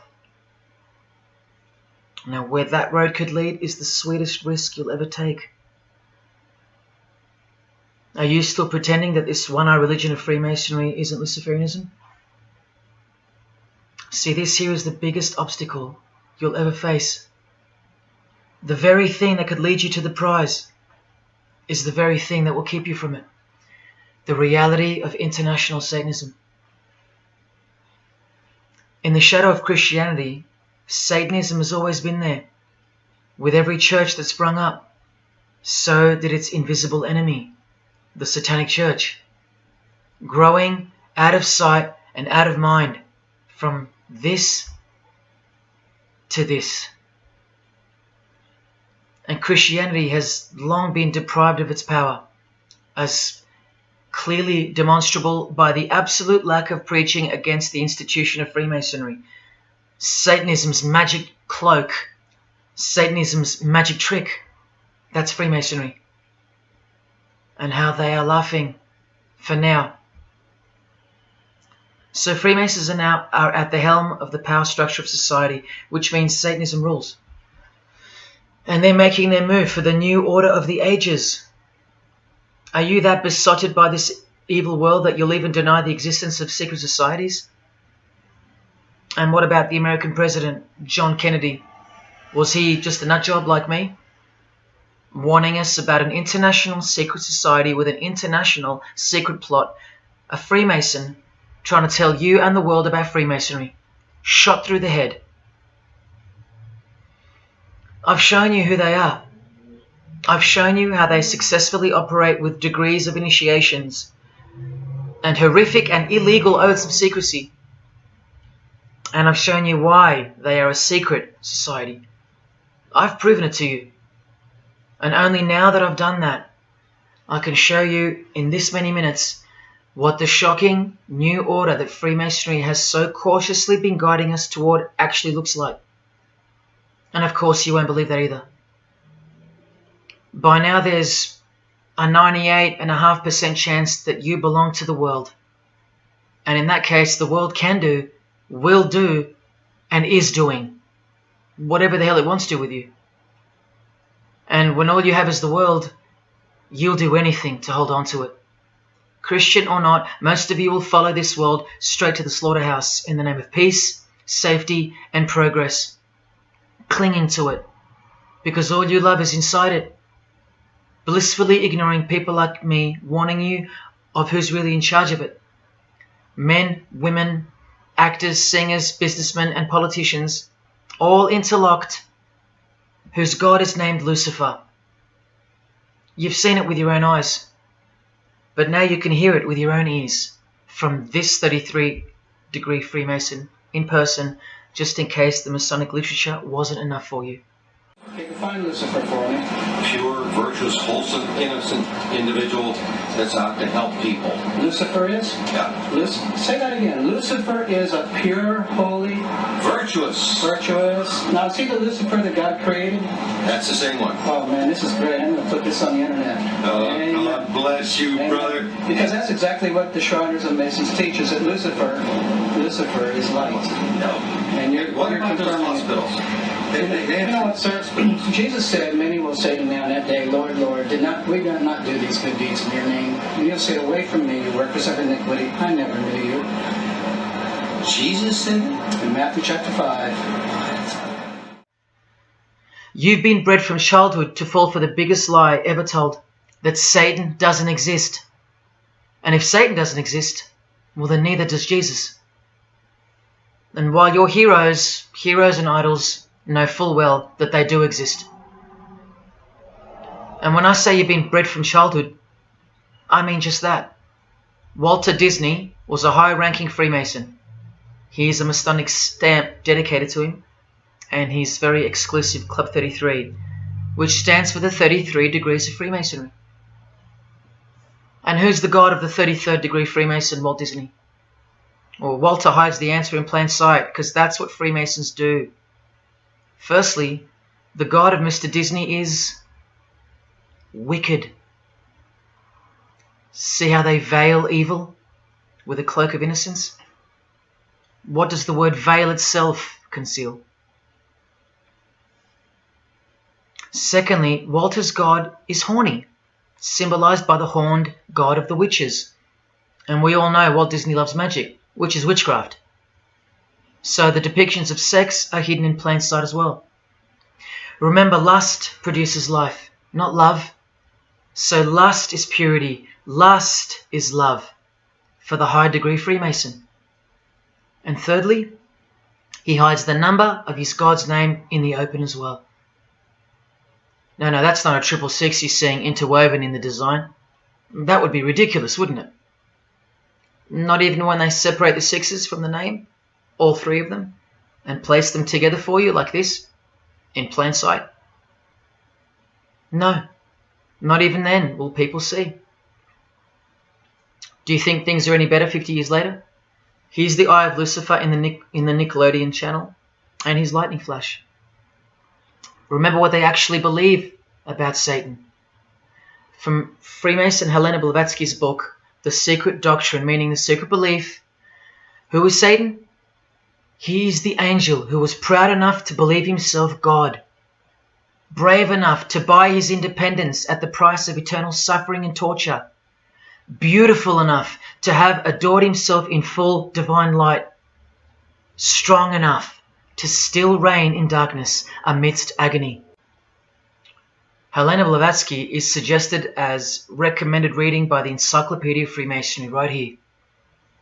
And the Grand Pontiff of Universal Freemasonry, speaking of Lucifer, Satan and the Devil on page 407, writes that to the initiate, the devil is the instrument of liberty or free will.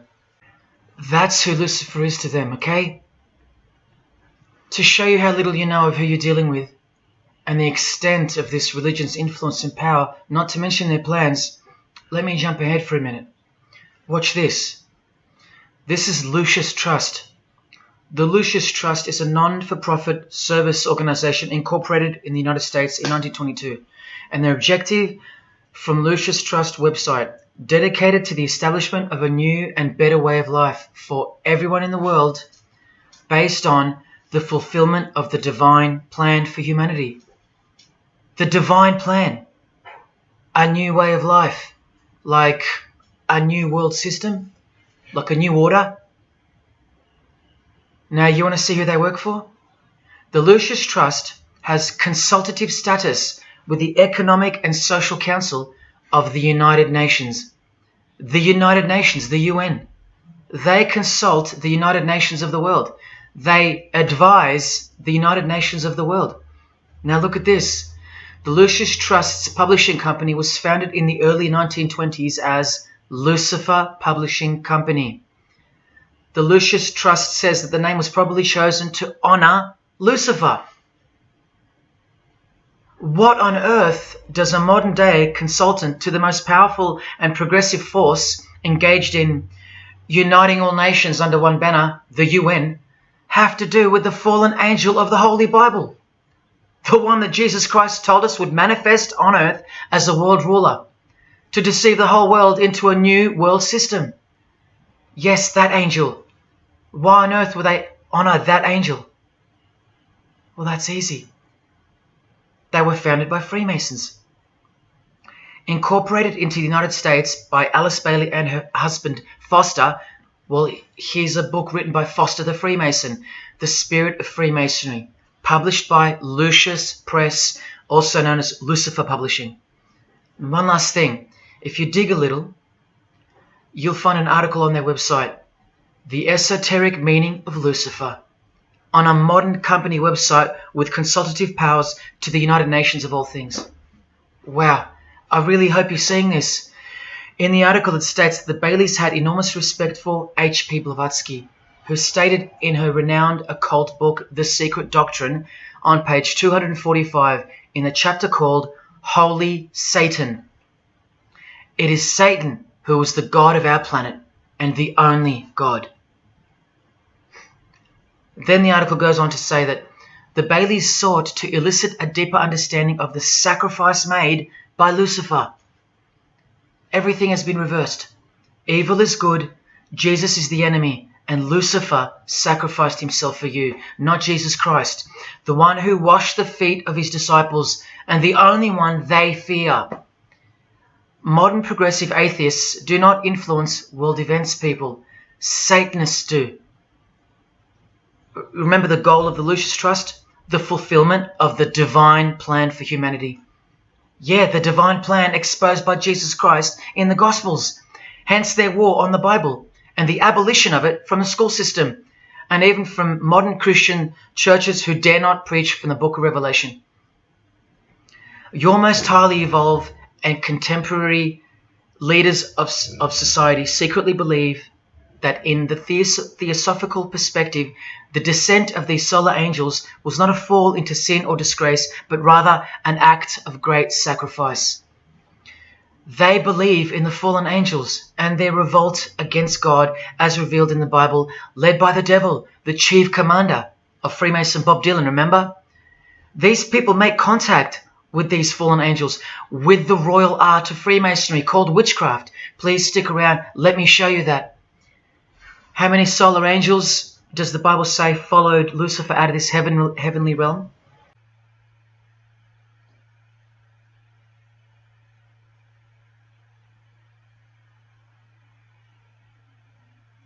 A third of the angels makes 33%. Does that number sound familiar yet? 33 degrees of Freemasonry. Just a coincidence? From the Gospels again, which expose these people every time. Do not let anyone who delights in false humility and the worship of angels and who has access to some visionary world beguile you, trick you of your reward. You still don't believe that the false humility of the charitable fraternity of the Freemasons is behind it all? Well, Blavatsky also published a magazine called Lucifer with a woman named Annie Besant. And here's a letter written by Annie herself with the official Masonic letterhead. And here Annie signs off as a 33rd degree Freemason. Printed also in the left-hand corner, Annie Besant, 33rd degree, and a member of the Supreme Council. Undeniable and undisputable. Please don't make me prove it to you over and over. Have you caught a glimpse of who you're dealing with yet? They're all Freemasons, high-ranking. And they're all buffeted by a plethora of Masonic dupes who don't know any of this because they can't decipher the symbols and they don't care to try. They're proud and boastful and defensive of their beloved fraternity in which they get to rub shoulders with the most important people of their suburbs, cities and towns, and in which they got on their knees to take blood oaths of death, calling other old decrepitated men worshipful master, yet still they think it's innocent and has nothing to hide. Delusional and lost, almost beyond hope. Some of them still think it's a Christian organization, just like the founder of the Satanic Church described. What do you get when you carefully conceal Satanism with Christianity? You get Freemasonry. People, Satanism is at the core of our world, and it is behind the new order that will be implemented soon enough. It will be all done through deception. You'll be tricked. Remember how I told you that the all-seeing eye sees that we're in hell? Well, the massive witch and Freemason Helena says so right here. Satan is the minister of God, Lord of the seven mansions of Hades, the angel of the manifest worlds. Hades means hell, manifest worlds means earth. This is who you're dealing with. This is the religion and the beliefs of the rich, powerful and famous. And yes, politicians. Do you want to go back to sleep? You can sleep after this. Or wait till I show you what they're going to do to you, coming up in this many minutes. For those who simply refuse to believe that Bono or Scott Morrison or Prince can be Luciferians because they all go to church, let me show you another Masonic ritual they do. And this is before Satanism or Luciferianism is revealed to the candidate. And then you tell me if Bono or Scott are capable of secretly believing in Lucifer. It all starts here with the Masonic apron. Different kinds signifying different grades. Have you guessed what it's hiding yet? The genitals. Pretty obvious. Like everything else they hide, once you can see. The genitals are the true working tools of a Mason. Freemasonry is foundationally a sex cult, like Satanism, because it all starts with sex, doesn't it? Life itself starts with sex. So the mystical force of the true God of Freemasonry hides in the hidden part of the human body. That's the Holy of Holies, covered by the Masonic apron, the seat of God, the seat of Lucifer. See here with Satanist King Diamond's artwork? The eye is attached to the horn god, but look at where the eye starts, from the waist down. That's where the apron of a Mason begins. And the one eye of Freemasonry is also the one eye of the penis, where life generates and springs forth. See the openly hidden secret of the Masonic square and compass now? You're looking at the sex act. That's the female in missionary position, and that's the male mounting her. The sex act.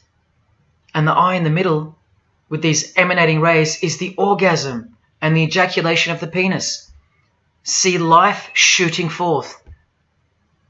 That's how they see the sun and the earth too. The sun is the visible penis of their true God, shooting forth life continually. The light itself is the mystical sperm of the God of this world. The sun and penis generate life, while the earth and female womb produce life. The letter G, when replacing the I in the middle of the square and compass, stands for generation, sexual generation.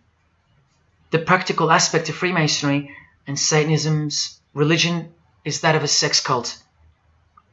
You see Rod Stewart telling you he's a Freemason? By displaying the hidden hand of Freemasonry, also known as the Master of the Second Veil, and look at his other hand, taking the Masonic apron's place for covering his penis, which is the Holy of Holies, the seat of God for the Mason. And from the Grand Pontiff of Freemasonry, Albert Pike, hence the significancy of the phallus, the penis, or of its inoffensive substitute, the obelisk. Straight from the horse's mouth, the erect penis graces us, or should I say disgraces us, with its presence in every country in the world, marking its territory. The Masonic obelisk in our face, everywhere, making its bold statement, yelling, screaming in silence. This is another reason why we're considered the ignorant and stupid masses.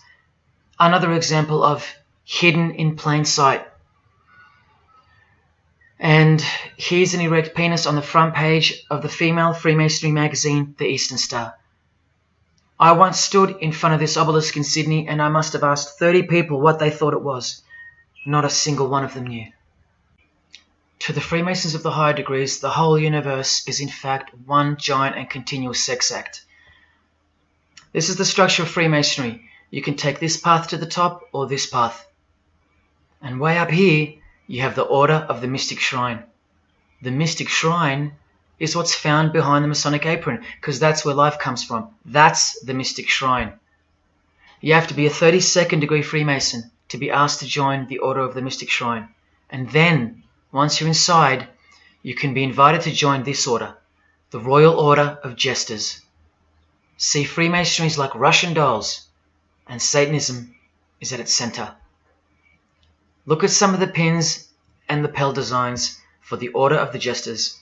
You can only join them unless you're at least a 32nd degree Freemason. Sex and debauchery. Erections. The adoration of the phallus. Masturbation. Devils. Demons. Fallen angels. This one here, mocking holiness, reference to the anus, and sodomy, anything to mock the Bible. This disgusting one has King Momus sitting on a female's face, and hidden in plain sight is the square and the compass, for those who have eyes to see. Bestiality, yes indeed. this bagpipe player has an erection and the sheep is running away scared. Self-explanatory. This character has an emphasized eye, if you can see that, and the skull has an emphasized eye also. The wink and the one eye of the Indian. And the secrecy, the symbols of secrecy. On the far right here, the monkey covers his groin area, symbolizing the Masonic apron, and the black and white dogs, well, they symbolize the checkered floorboard of the Masonic Lodge, which is sexualized male and female principles. The horned god, where evil and good don't exist. And in the first degree, Masons are given a Bible stamped with a square and compass, oblivious to the inherent mockery and the foundation of the whole fraternity, as alluded to here with a genuine Royal Order of Jesters private lapel.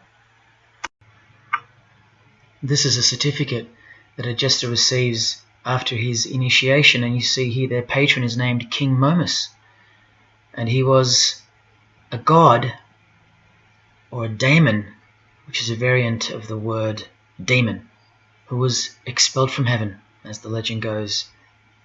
Sounds just like Lucifer, because it is.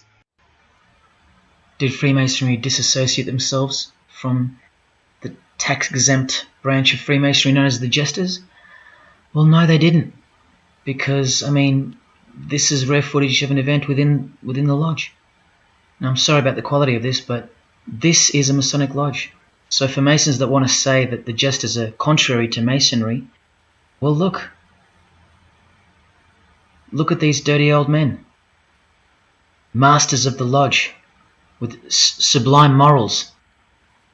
All married, probably all have daughters and granddaughters, yet still this, inside the lodge.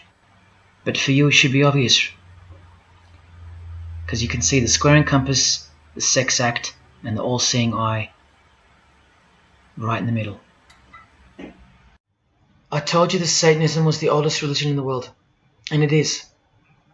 The sex act was ritualized and organized as a religion before we called it Satanism. But Satan has always been the god, the horny god, the horned god of these sex cults. All of them, from Sumeria to Egypt to Greece and so on, that's called paganism. And the real Bible of the Freemasons and the pagans, the one not written by hand, the one that's older than any book, the one that supersedes all the rest in age, thus making it the purest and most unadulterated word of God in the eyes of the Freemasons, is nature. Nature is their Bible. And before you think there's nothing wrong with that, wait a second, because you're not thinking straight. Ask a Mason, whether he be a first degree or a 33rd degree, what is Freemasonry? And the universal go-to answer is this: a peculiar system of morality, veiled in allegory and illustrated by symbols. Now, why would you need to veil your morals? Because in their peculiar system, evil is good and good is evil. That's Satanism 101. A peculiar system of morals.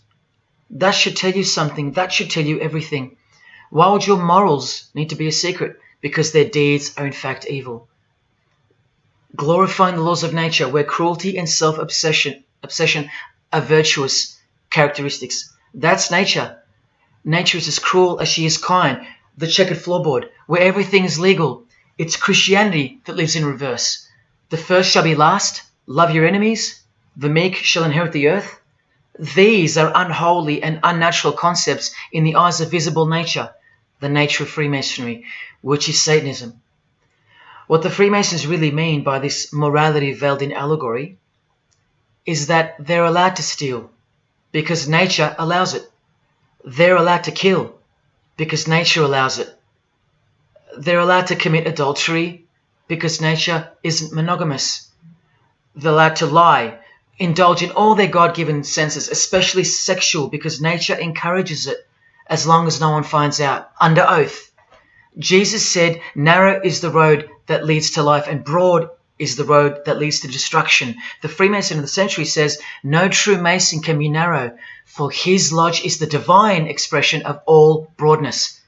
Because broad are the divine laws of nature. While they glorify those laws, Christianity breaks those laws.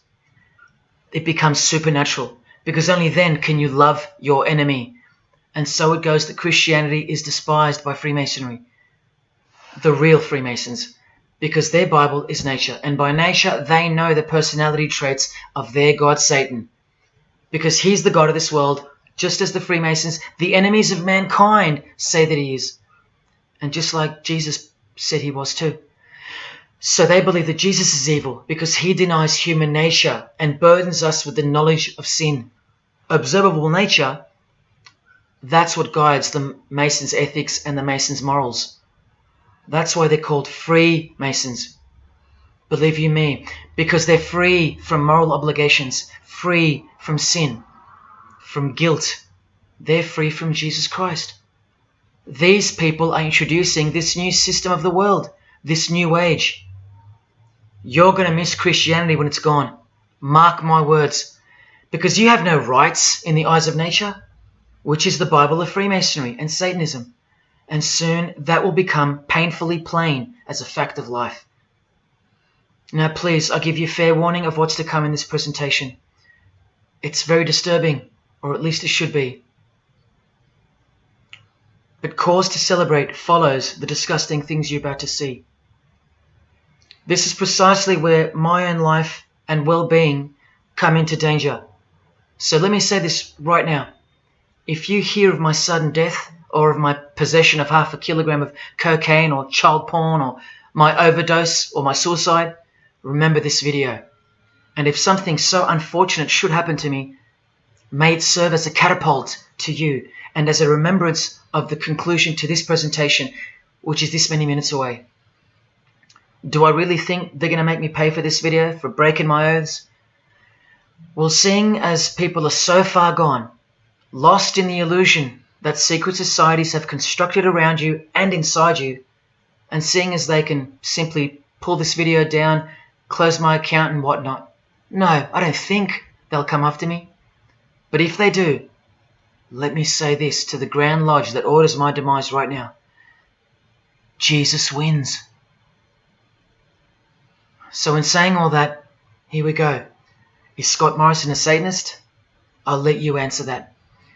Here is a ritual that Scott and every Freemason from this guy to this girl have performed. There is one Masonic apron you'll never see being worn.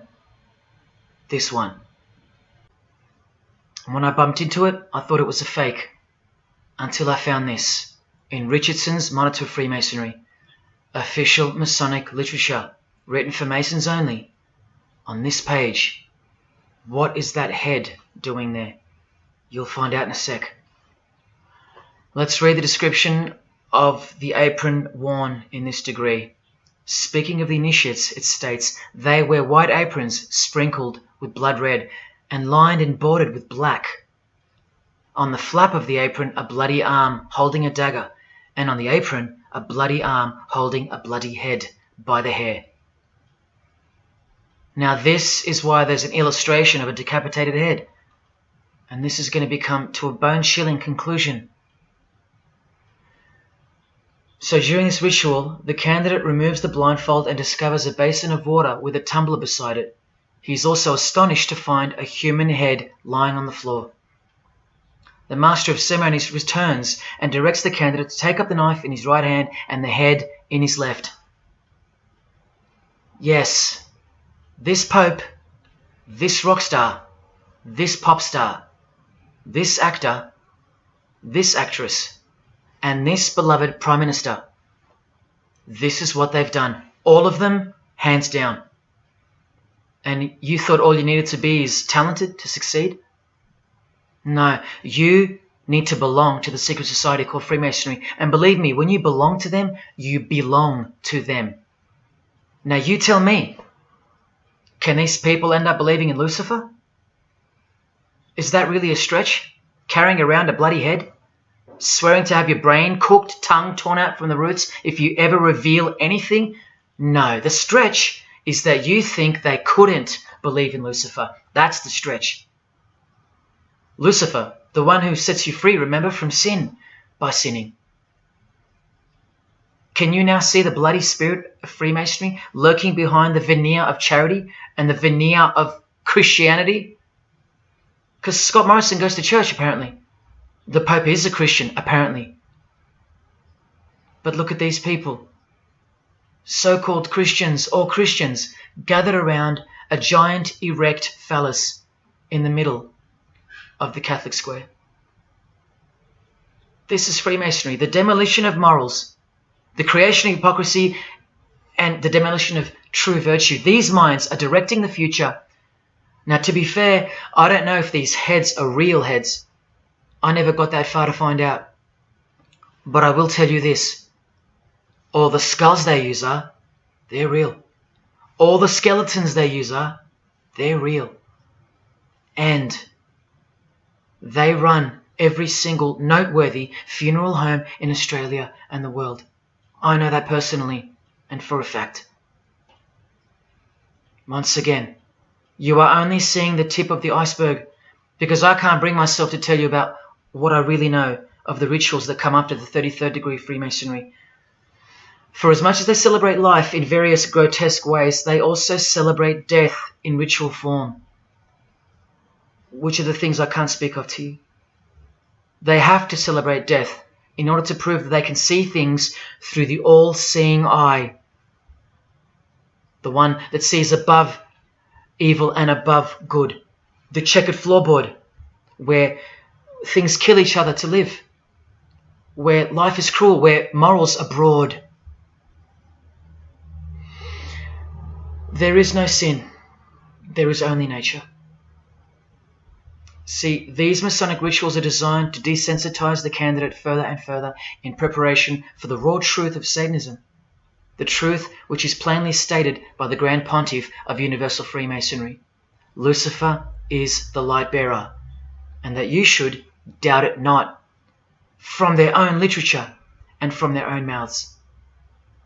Until finally the candidate's introduction into the royal art of Freemasonry, witchcraft. The ancient craft.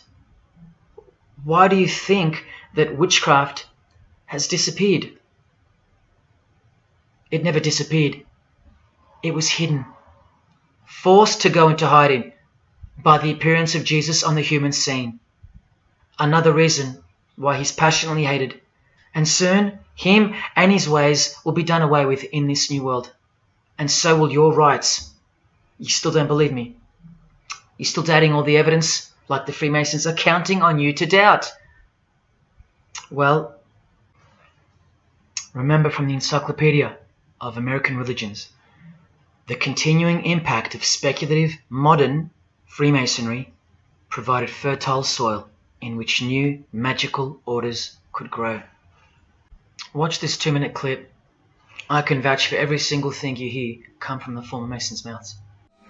In the initiation in Freemasonry, we had to be recommended by another Mason. Well, in order to join witchcraft, you have to be first screened. You have to be recommended by somebody currently in witchcraft. Well, when I was initiated, I was blindfolded and bound by a rope, and on your bare chest was thrust the point of a spear.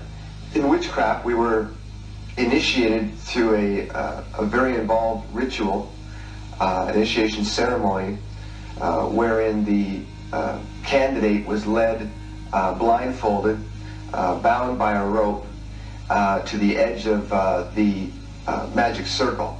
And the rope is around your neck and you're leaned forward. And up front, at the eastern end of the building, is a person who's a worshipful master. And you kneel down before him as if he were a god.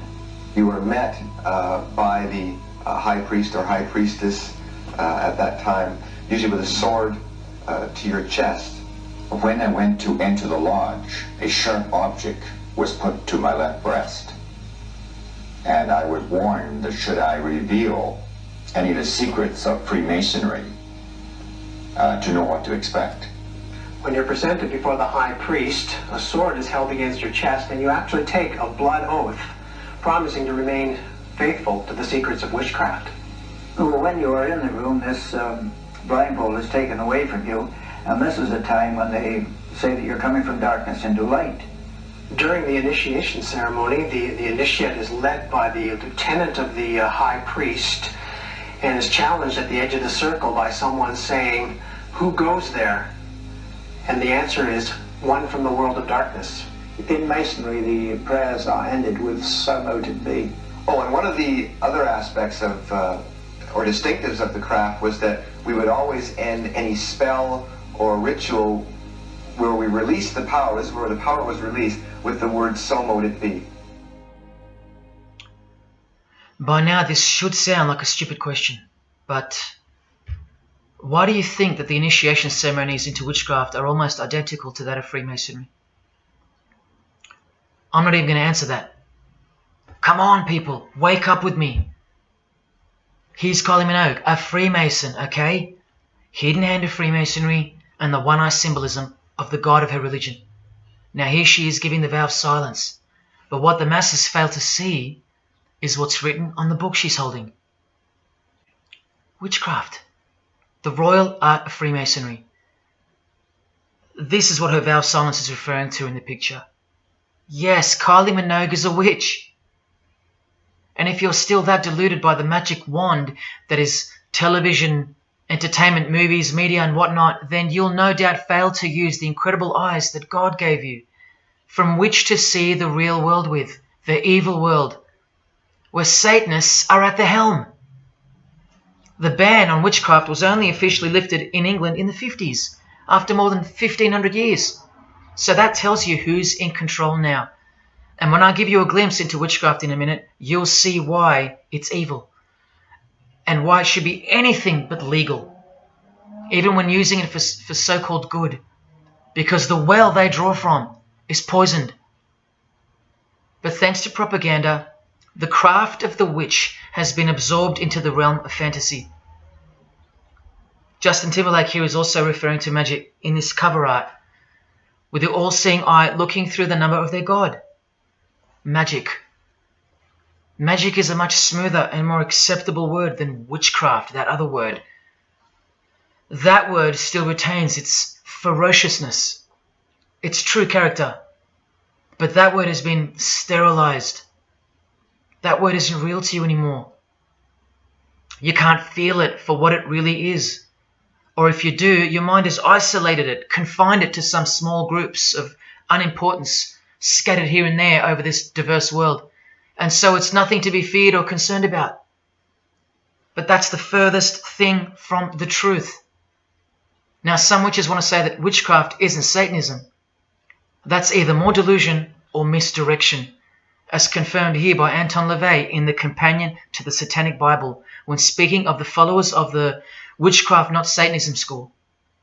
He writes very accurately that they cannot afford to admit to an affinity with anything that bears the name Satan. He knows where the power of witchcraft comes from. Now, does that mean that Justin Timberlake is a Satanist because of his symbolism and the use of his word alluding to witchcraft in his artwork? Well, yes, actually, that's correct. He is. Here's a quote from one of his songs. You want to see who else is in good company with these famous idols? Suzanne Atkins. Same sign, same religion, Satanism. Do they all have to admit it in the English language for you to believe me? Or can the symbols they use finally be enough for you? Look at what another legendary Freemason, Arthur E. Waite, states.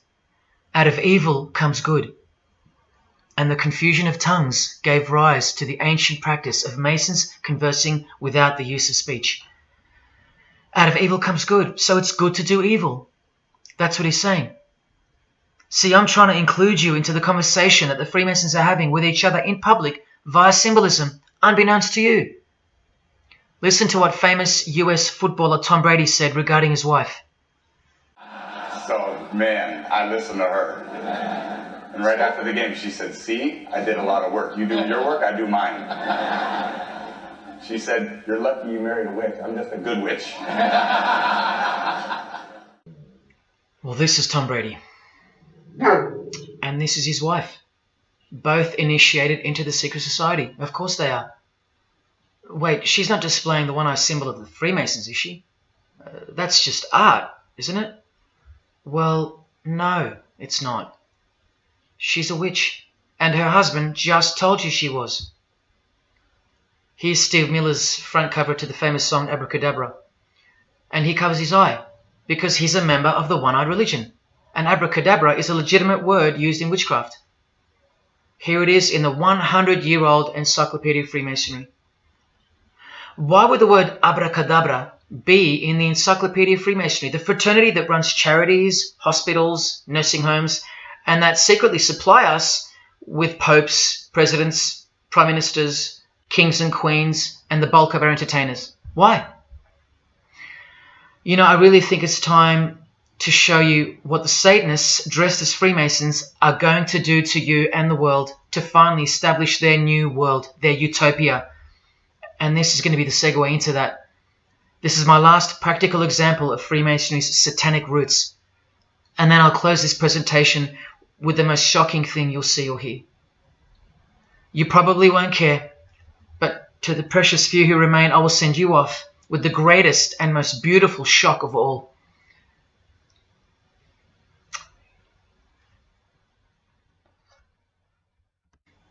This is Jay-Z inside his Masonic Lodge. You can see the Masons in aprons in front of him.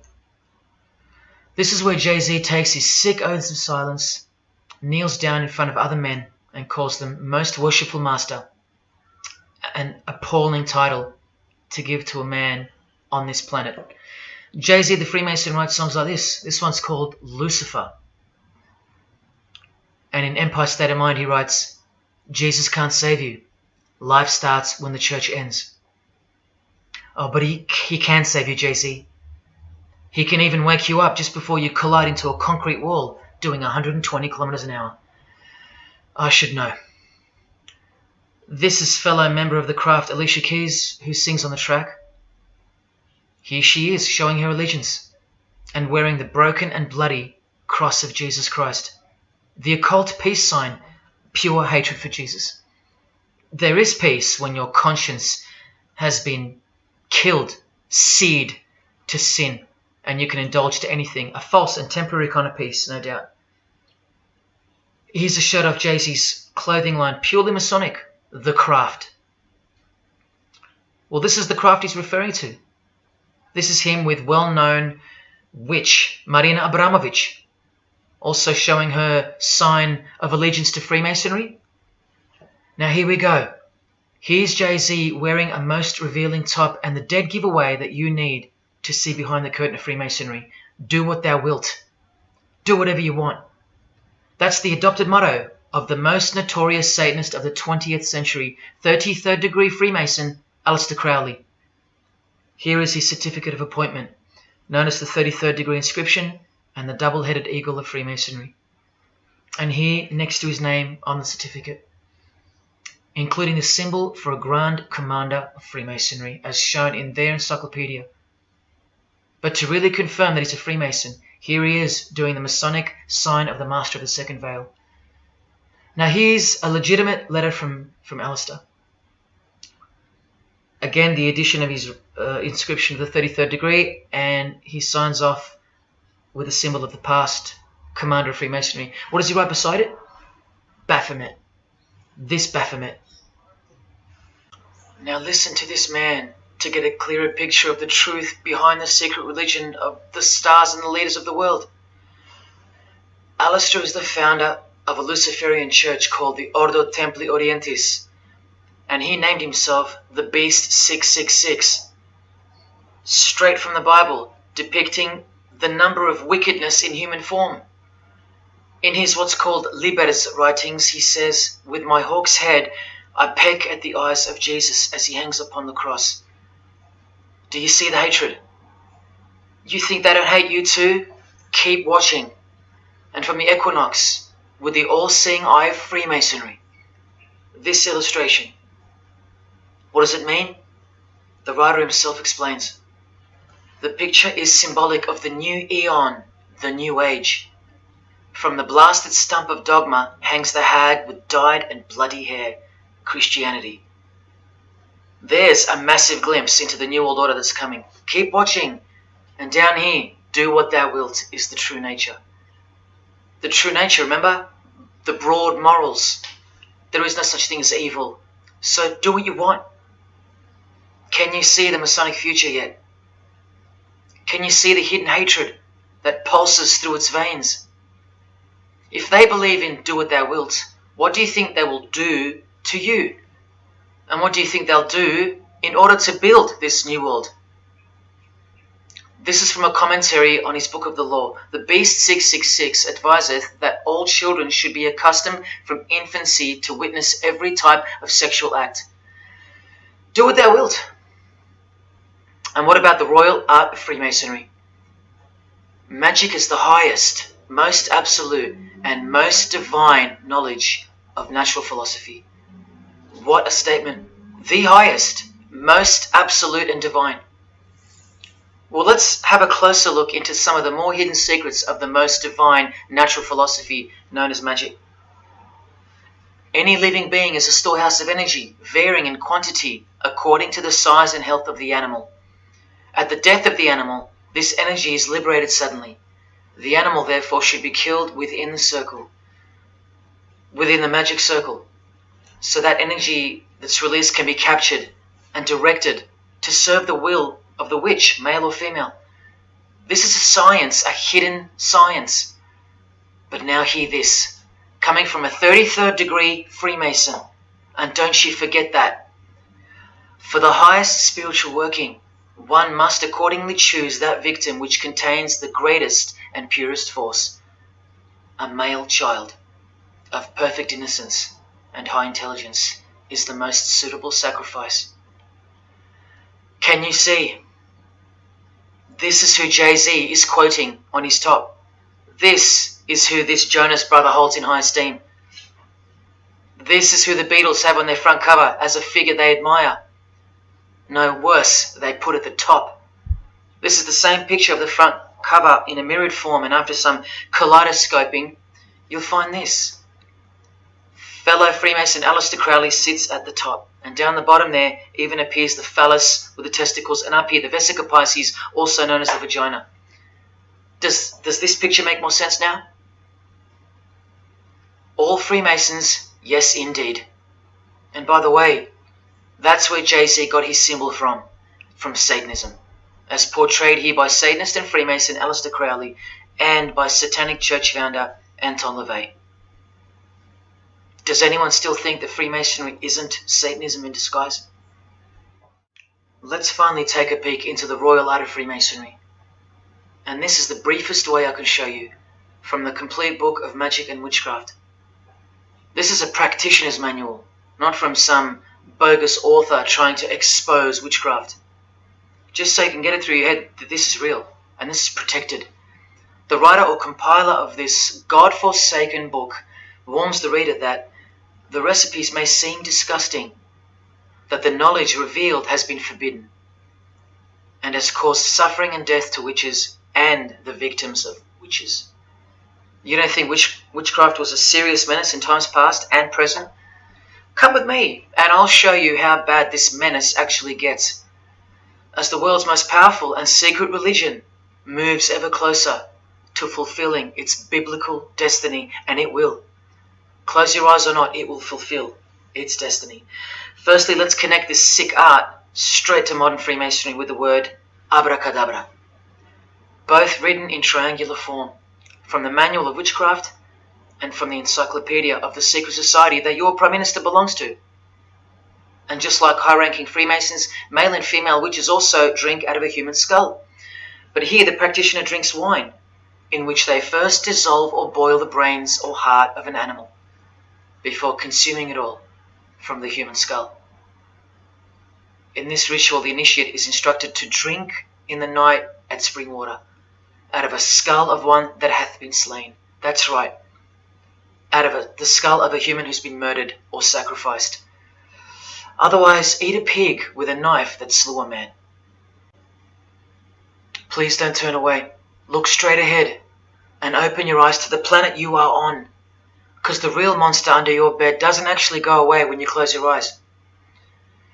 In other rituals of the craft, you burn a rooster while he's alive, with the use of a poisonous plant used in ointments and potions of witches. You can assure death and destruction on a victim. You want to make a female enemy sterile, or a male enemy impotent for the rest of his life? Otherwise you can just kill them. The hand of glory is the severed hand that is dried and preserved to be used in black magic. Yes, a dead human hand. A black circle is most effective for operations of evil. The use of blood and sex in ritual was considered helpful for obtaining the necessary energy to successfully work magic or achieve mystical insight. But here's where the darkness thickens even further. Animals such as black cats or children may be sacrificed, and participants may drink the blood of the sacrifice. And just so you know that Stanley Kubrick wasn't joking, an orgy of participants sometimes follows the mass. No remorse, just science, the science of witchcraft, the royal art. And here, what's necessary for the working is the fat of young children, dead children. How many children do you think go missing in Australia every year? That's how many. And what about the world? Is it 1 million? Well, according to the International Centre for Missing and Exploited Children, it's 8 million children per year. Do you think that the highest, most absolute, and most divine knowledge of natural philosophy has anything to do with that?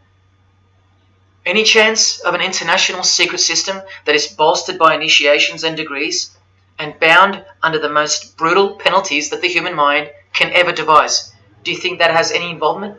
Any chance of that? Am I saying that this Freemason has sacrificed children? No, I never said that. But did he ever even remotely mention the secret societies? Did he ever try to warn you? Educate you? No, he was under oath. Am I saying that these Freemasons have sacrificed children? No, I never said that either. But have they ever warned you about the secret society that believes that Lucifer is the savior? The society functioning right under your nose, that secret society? No, not a chance. Julia Gillard admitted she belonged to one, but that's about it because they're all under oath. So where does this ancient craft originate from? It originates from the spirit realm, from spirit beings. That's who taught mankind the royal art before civilization began. In this chapter, The Rites of Satanism and Witchcraft, the manual explains that a typical satanic Sabbath was, number one, a homage to the devil, usually performed as the osculum infami, also known as the kiss of shame, which is so shameful that we'll just put it this way. The ritual involves kissing the hindquarters of the devil, the rear. Surely this is far removed from anything to do with Freemasonry. People, the original order of the Knights Templar were found guilty of this very same obscene ritual. And where do you find the modern variant of the Knights Templars of today? I told you, in the highest degree of Freemasonry, right here. Here's a couple of them now. And what's on this Templar's head? From the Masonic Encyclopedia, remember? A symbol of the Baphomet, according to 33rd degree Aleister Crowley. And we can confirm that in the Satanic Bible. That's exactly what's hiding deep inside of Freemasonry.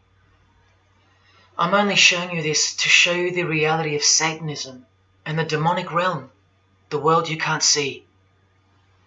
On this earth, and in this earth, and then in the world we can't see. Look here. The hierarchy of demons occupies a more important place in both black and white magic rituals. Both black and white. This is where the power of witchcraft comes from. And this is the reason these bizarre rituals actually function and actually work. Because after the ritual is performed on earth, its effects are carried out to their conclusion in the spirit realm by spiritual beings or demons, actual demons. The reality that is hidden from you. Because if you found out that Satan was real, then that would have to make Jesus Christ real too. And he is the one they hate. And if Jesus Christ is real, that changes everything. And this is how much they hate him. The prayer that Jesus taught his disciples is performed backwards. The high priest is sometimes naked. A prostitute assists him, and a naked virgin, who may later be deflowered, is the altar. Everything that is sacred is defiled, and everything that is filthy is honored as pure. Because of their burning hatred of Jesus Christ, just as he's hated by the fallen angels that they worship. It gets worse when you hear what they use as a substitute for the bread that Jesus broke and told his disciples to eat in remembrance of him. A wafer which initiates me with this, this, and this. Or the name of Satan may be written upon it. And this isn't even witchcraft. This is just a ceremony announcing who they love and who they hate. So is Satan real? It continues to state in the hierarchy of demons at the very top, Satanakia, whose title is the Commander-in-Chief. What did Bob Dylan, the Freemason, call the one he made a bargain with? Should I ask who you made the bargain with? with the chief commander. Same title, Commander-in-Chief, Chief Commander. Are you following? But watch this. In case the darkness is getting a little too thick and encompassing for you, let's shine a little light. The true light that only the Gospels can supply. Speaking to us humans and revealing something about Satan, the Gospels state, you follow the spirit of the age in this world system as dominated by the commander of the spiritual powers of the air. Satan, the god of this world, the commander. You still think the Gospels are wrong or fake? See, Satanists know that the spirits also live in the air, just as the Gospels reveal. You can summon any of these demonic spirits by name if you possess the royal art. Who do you think this figure on the front cover represents? A magician who is inadequately prepared and cannot attain his desires may seek the aid of Satan. That's who this is. Now that you know, hopefully for a fact, that these are people at the top of the human food chain. Do you think they'd be fooling around with stupid fairy tales? No, witchcraft and Satanism is absolutely real, hence their earthly power. This demon here, fifth in the pyramid structure, holds the title of Inspector General. And what's the title of the highest degree in Freemasonry, who exists in every local lodge in every suburb, a suburb near you? Inspector General. Same title as the living demon. Do you believe me now? You can even conjure Lucifer himself, or be Beelzebub, who the Gospels call the Prince of the Devils. Both of whom are listed as superior spirits in this book of witchcraft and magic. I can show you so much more from this disgusting book, but I'll cut it off here with the seal of Saturn, a demonic sigil from the complete book of magic and witchcraft. And this is his seal. Can you see? Do you see? This is the society that lives amongst you, above you. The one-eyed religion of Freemasonry, hidden right in front of those who have their eyes wide shut. I'm going to now show you what that world that they are building, from the ashes of the one you're currently living in, looks like. But lastly, to drive this business of blood sacrifice home, here's American rapper Azealia Banks with the 666 hand sign, and now over the all-seeing eye in her video, the eye in the triangle of the Freemasons on her shirt, and the devil's horns, her liberator, her master, her commander. And now displaying the secret society vow of silence. Along with that, the last brief glimpse into the highly concealed royal art of Freemasonry. The amount of crap that's about to come off my floor right now, guys. Oh my God. 3 years worth of brujeria. Yes, you know I gotta scrape all this shit up. And what does brujeria mean? You know what it means. Witchcraft. Azealia Banks, the witch, with her eye in the triangle shirt, and the logo of, for example, the Grand Lodge of Freemasonry in Spain. one and the same symbol. The logo of the Fraternity of the Freemasons and the logo of this Church of Lucifer. The one eye. One and the same symbol. Freemasonry has deceived you. Yes, people, now you know how Satanism has functioned out of sight and out of mind. You still think there's no such thing as witchcraft? Or that it only existed in the olden days? You still think that blood isn't a part of the royal art? You still think that local Masonic lodges of the world are not filtering systems for Satanists and a cloak for organized Satanism with a grand master plan for the world? You think there's nothing to the blood sacrifice of Jesus Christ? After seeing all this and the Azealia Banks clip, and after realizing that there exists a hidden and guarded science of the art of blood sacrifice, you think there was no science behind Jesus' crucifixion, a deeper reality that we can't see or understand? You think Jesus didn't know what he was doing? Or are you one of those who still think he didn't exist? Tell me, how can they hate something that doesn't exist?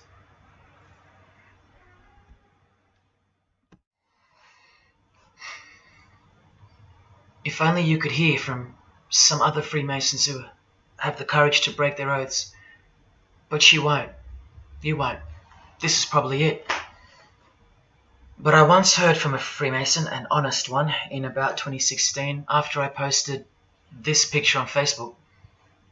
He knew. He knew the truth. Just like you do now, or just like you should. And he wrote to me. And he said, by the time we are done, every church will be a brothel. Well, in case you think that that's impossible, this is a fashion show that was held in a church, a real church, and it was organized by high-ranking Freemasons, who you will see now to be Satanists. Designed to be a heart-wrenching mockery and a colossal sign of the times, this event. Just so you know, it's a Masonic production. Here's the inside of a lodge. See those twin pillars? Well, here they are. See the Masonic checkered floorboard? Well, there it is. See the Masonic square and compass? Well, there it is. And do you see the eye of Freemasonry? Yeah, there they are. The lower square in the square and compass has been disfigured so that as to not make it too obvious. But now that we've established that, here is the spirit of Freemasonry, as displayed through just a few of the models. This one wears the horns of the Baphomet, the horns of Satan, with his all-seeing eye in the background. More horns. This model wears the all-seeing eye, as does this one. And this disgusting thing with another huge all-seeing eye of Lucifer in the background. Then there's this, with a satanic pentagram on her face. And finally, this male model in a skirt with two satanic inverted crosses of Jesus Christ on his top in a church. Oh, the morbid victory of the Freemasons. Unstoppable. For now. When people like Lady Gaga cover one eye while wearing an inverted cross, and you don't see the connection of the one eye symbolism to Satanism, then your observational skills have been compromised. In the span of 2 days, I saw these ads in my local shopping centre. And that alone tells me that the satanic age is here, manifesting all around us, seemingly invisible, while you look straight ahead through the symbols. Just like the initiation process of the secret societies themselves, society at large must be incrementally introduced and seduced into further depravity and self-love. And haven't we been slowly but surely perverted over time, degree by degree, until we think that men dressing as women is beautiful and healthy, anal sex is a form of expressing love, the sick world of pornography is considered as liberating for women and men, and protected by free speech. In California, babies are allowed to be aborted after birth because it's a woman's choice. And that's not considered murder. A world where we should applaud young children like Desmond is amazing, cross-dressing while he dances for gay men at a gay bar on a podium because he's paving the way for the kids of the future. And we should get shamed, fined, and even jailed if we point out that this is sick, sinful, and dare call it evil, which is what it is. What spirit is behind Desmond is amazing?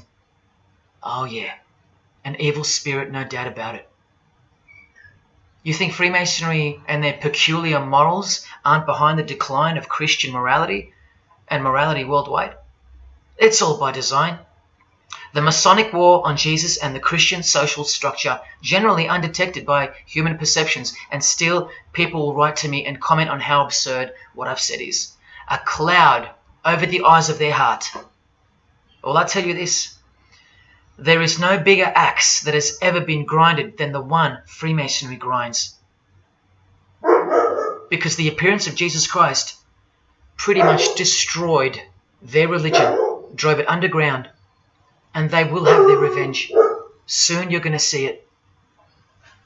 We've all been initiated into the lowest levels of materialistic Satanism under the banner of secular humanism. I know blokes who think that life's great, mate. Life's terrific. Life's what you make it.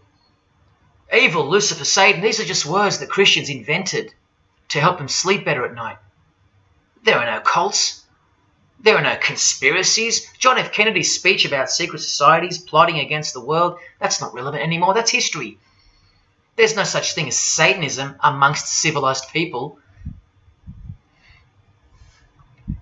Oh, children, when darkness comes to your door, takes your wife, takes your health, your job, your home, your freedom, your children, then you call out, oh my God, this is evil. Why is this happening to me? Well, here comes the darkness. Here comes the evil. You want to know what the New World Order looks like? You want to know what the future holds? You want to know what horror is coming to our planet? As Jesus told us, for then there will be great distress, unequaled from the beginning of the world until now, and never to be equaled again. Ladies and gentlemen, welcome to the Masonic New World Order. These are the mysterious Georgia Guidestones, also known as the American Stonehenge. They are a set of granite monoliths which were constructed in 1980 and funded by an unknown and anonymous group and commissioned by a man using the pseudonym R.C. Christian. On a ledger beside the monument is written, "Let these be guidestones to an age of reason." Here we have a reference to a new age. With this, we get a clue as to the spirit behind the structure. The Age of Reason happens to be the title of a book by Thomas Paine. Now, you can colour him any which way you want to, but whichever way, one glaring colour shines through. Thomas was a hater of Christianity. That's the second clue to the spirit behind the Georgia Guidestones. The third is the fact that the Guidestones feature as what could be seen as a replacement to the Ten Commandments of the Christian God with the new Ten Commandments of the New Age. Because I will not steal, cheat, lie, kill, and so on. They're just, well, too narrow for the New Age, for the Age of Reason. Clearly designed to be a take on the biblical commandments, being 10 in number. They are all very vague indeed. But anyone can ascertain the horror that must first take place before this New Age can begin by looking at the first guideline. Because this one's not vague at all. Maintain humanity at under 500 million. That's right, a reduction of at least 7 billion human beings would be necessary for that. This thing cost the equivalent of $500,000 US to build, and the street it's located on is named after it, so that tells you how much reach its creators had. Its presence alone is a disgrace and a declaration of execution to most living people alive today. But let's go on to the fourth clue as to the spirit behind these monuments. the monuments outlining the Age of Reason. The name R.C. Christian, the so-called person who commissioned the building of these giant slabs, anyone who's versed in secret societies or is a high-ranking member themselves would instantly recognize the pseudonym as a reference to the secret society known as the Rosicrucians, which is just another secret society branch that exists under the umbrella of Freemasonry, which is an extension of all secret societies of the past and is now the mother of all of them. In this Masonic website, Worshipful Master Wynne Westcott urges the Freemasons to consider their status as Rosicrucians. The RC stands for Rosenkreuz. Christian Rosenkreuz is the mythical founder of the Rosicrucian order. And as impossible as it is for me to prove that Thomas Paine himself, the writer of Age of Reason, was a Freemason, he did also write this book, The Origin of Freemasonry. That is the spirit behind the Georgia Guidestones, the satanic spirit, and a straight off the bat view of this approaching new age. I told you, the whole system is about to change, and it's not going into the future, it's actually going back into the past. The old religion, that's what's taking everything over. And you'll walk straight into it, blind as a bat, thinking these people want to help you. They will appear as your saviors, forgetting or never being told in the first place that all this time there have been two societies in the world. The visible one, which is the one we're in, and the invisible one. Remember that the invisible one considers you profane, vile, and vulgar. Why on earth would they want to keep you around? In a book I can't mention written by them, people are referred to as useless eaters. We've become excess inventory, redundant, and past our use-by date in their eyes. Think about this. According to a prediction by information technology and research advisory firm Gartner, 1/3 of jobs will be replaced by software, robots, and smart machines by 2025. That's 4 years away. Google engineering director Ray Kurzweil anticipates that robots will have reached human-level intelligence by 2029. And by 2050, 80% of all jobs will be eliminated by automation. What on earth are you and your family good for then? What do you think the secret society will do to the vile multitude then? The utopia is coming, but it ain't your utopia. You still think that by the measure of the minds of international Satanism, you should be kept around? This excess baggage that the bulk of society has become? No, no, no. The new age is dawning. And generally speaking, you're not invited. It'll just look like you are. Remember that Charles Darwin, the Freemason, is listed as an influential figure in the Satanic Church. So mass murder and mass death are natural and necessary themes in the name of evolution, an artificially induced evolution into this. Here's the same image in real life in Eilat, Israel, seemingly unrelated to the seal on the US dollar bill, right? But standing in glory with a Masonic square and compass, telling you exactly who owns this pyramidal symbol, complete with the one eye on top. Same symbol, same designers, worshipping the same God. You should be getting goosebumps by now. Is this a conspiracy led by international Freemasonry? Oh, you don't have to bet your life on it, because your life has already been placed as a bet on your behalf and without your knowledge, but with your permission, because all of the information is hidden in plain sight. In your face is where it's hidden. You're going to lose this battle unless you've been hidden in Jesus Christ, the only one who warned you that the new age is a trap and that it is the climax to this epic drama being played out on planet Earth. Now hang on, brace yourself, because I ain't going to let you down. This is a magazine called The New Age, but if you press rewind, you can find its source. Supreme Council of 33 Degree, Freemasonry.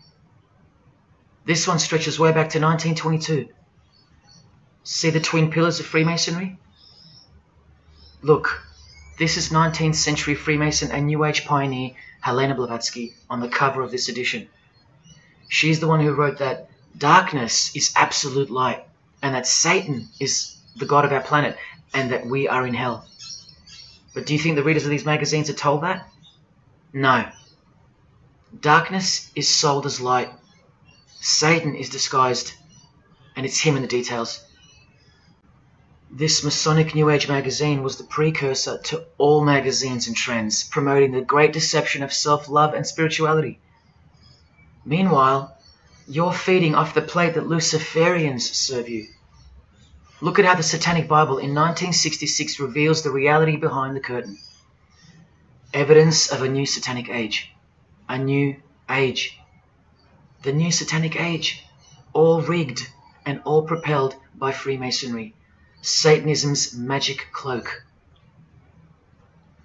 After all, and I think you should have guessed by now that Anton Szandor LaVey, the founder of the Satanic Church, the one who vowed to help destroy Christianity, is himself a Freemason. I can't prove it to you, but I know it, because of not only his obvious fondness of the fraternity of the Freemasons and the mention of it in his Satanic Bible, and its vital role in the Satanic takeover, but also because of the symbols, specifically this one, generally called the Devil's Claw or the Lion's Paw. Freemason James de Rothschild displaying the Devil's Claw or the Lion's Paw. X Factor's L.A. Reid showing the Devil's Horns next to fellow Freemason Avril Lavigne. The Secret Society sign for the Devil's Number, and displaying the Devil's Claw over and over.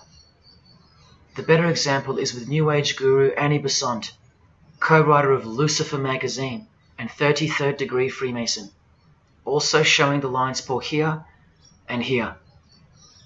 But the best example I have is with Aerosmith, guitarist Joe Perry clearly displaying the sign of the Master of the Second Veil of the Freemasons, and right next to him, Steven Tyler, doing the Lion's Paw. Clearly both Freemasons, secretly showing their allegiance with symbols. And here's Anton LaVey displaying the same Masonic symbol. Yes, a Freemason founded the Satanic Church. Now that we know who's really behind the so-called New Age, listen to some of the confessions of the New Agers in their literature, once you scrape past all the talk of spirituality and love and rainbows. New Age author, feminist and hater of Christianity, Barbara G. Walker writes in The Woman's Encyclopedia of Myths and Secrets, a 666, 666, was the magic number of the triple Aphrodite. She further compliments the number when she calls it the miraculous number 666. Speaking of the New Age to come, PhD Christopher Hyatt writes in Undoing Yourself, as we moved closer and closer to the well-planned for and long-awaited invocation of the Prime Minister unto the very King of Hell, the Grand Vicar of Lord Lucifer. Yes, the very well-planned for and very long-awaited indeed. Do you see what's coming? Mr. Hyde also enlightens us in the fact that opposites do not exist apart from the mind. Evil and good are all in your head. That's why you should brace yourself, because these are the minds creating the New World System. He confirms this. The New Age will require new men, men of high consciousness and fortitude. All of our present dogma models will crumble. He means the Christian and the Christian social structure will crumble.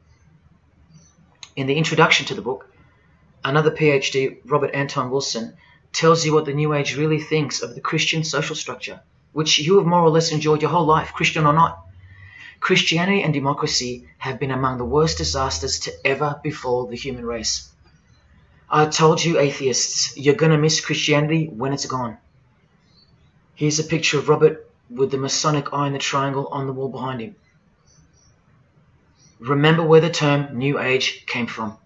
So once again, do you think that the new system, the New Age, is going to be democratic, a system that respects you or gives a damn about what you think once it's in place? Let me answer it this way. Christopher Hyatt quotes from one of his literary heroes and famed philosopher Friedrich Nietzsche, who said, "What is more harmful than any vice? active sympathy for the ill-constituted and weak Christianity. So to be a Christian and to actively have sympathy for the weak, that's the worst vice. That's backward and evil. So the answer is no. This is what I'm warning you about. And look, Frederick's work has exerted a profound influence on modern history. That's from Wikipedia. You know what else Frederick said? You probably won't find this on Wikipedia.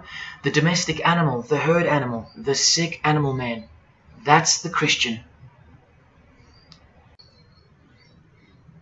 And what book of Friedrich Nietzsche were these quotes pulled from? The Antichrist. Nietzsche also wrote Beyond Good and Evil.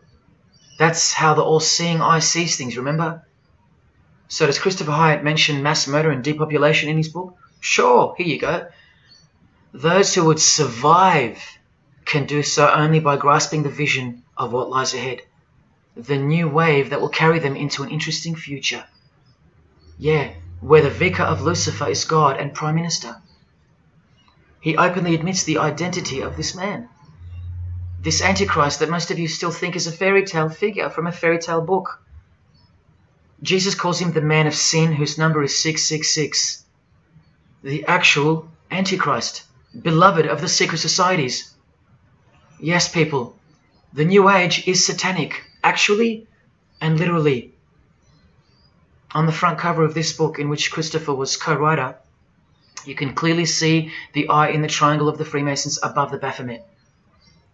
Christopher admits in another book that both satanic cults and Christian fundamentalists are closer to seeing the truth than most normal people. Yes, indeed, how true that is. In Coming World Changes, Harriet and Homer Curtis speak of a prophecy they received from a mysterious spirit titled King of the World. Now, I wonder who that could be. Think not that any country in this broad world can escape. And they also speak of the long-expected great teacher, the king of the new one-world government. The victors will remain as the seed of the new race to people the new land, for the new sixth great race. This is the race that Luciferian Lady Gaga referred to. All part of the plan. In Threshold to Tomorrow, New Age author Ruth Montgomery writes on page 206 that only those open to the reality of one world will be around to enjoy it. Sounds like another vague suggestion for mass murder. Vera Elder Stanley's book title implies much the same thing. Initiation of the world. That's right, it's coming. You think Vera hasn't been initiated into the secret one-eyed religion? What else has she authored? How about the finding of the third eye, the all-seeing eye? New Age author John Randolph Price writes in The Planetary Commission, in question and answer form, how do you define the Antichrist? The answer is pretty amazing. Any individual or group who denies the divinity of man as exemplified by Jesus Christ, the higher self of each individual, which Jesus Christ never exemplified because he is God. If you deny that mere men and women are divine gods, you are unfit for the glorious New Age kingdom. And you are the definition of Antichrist.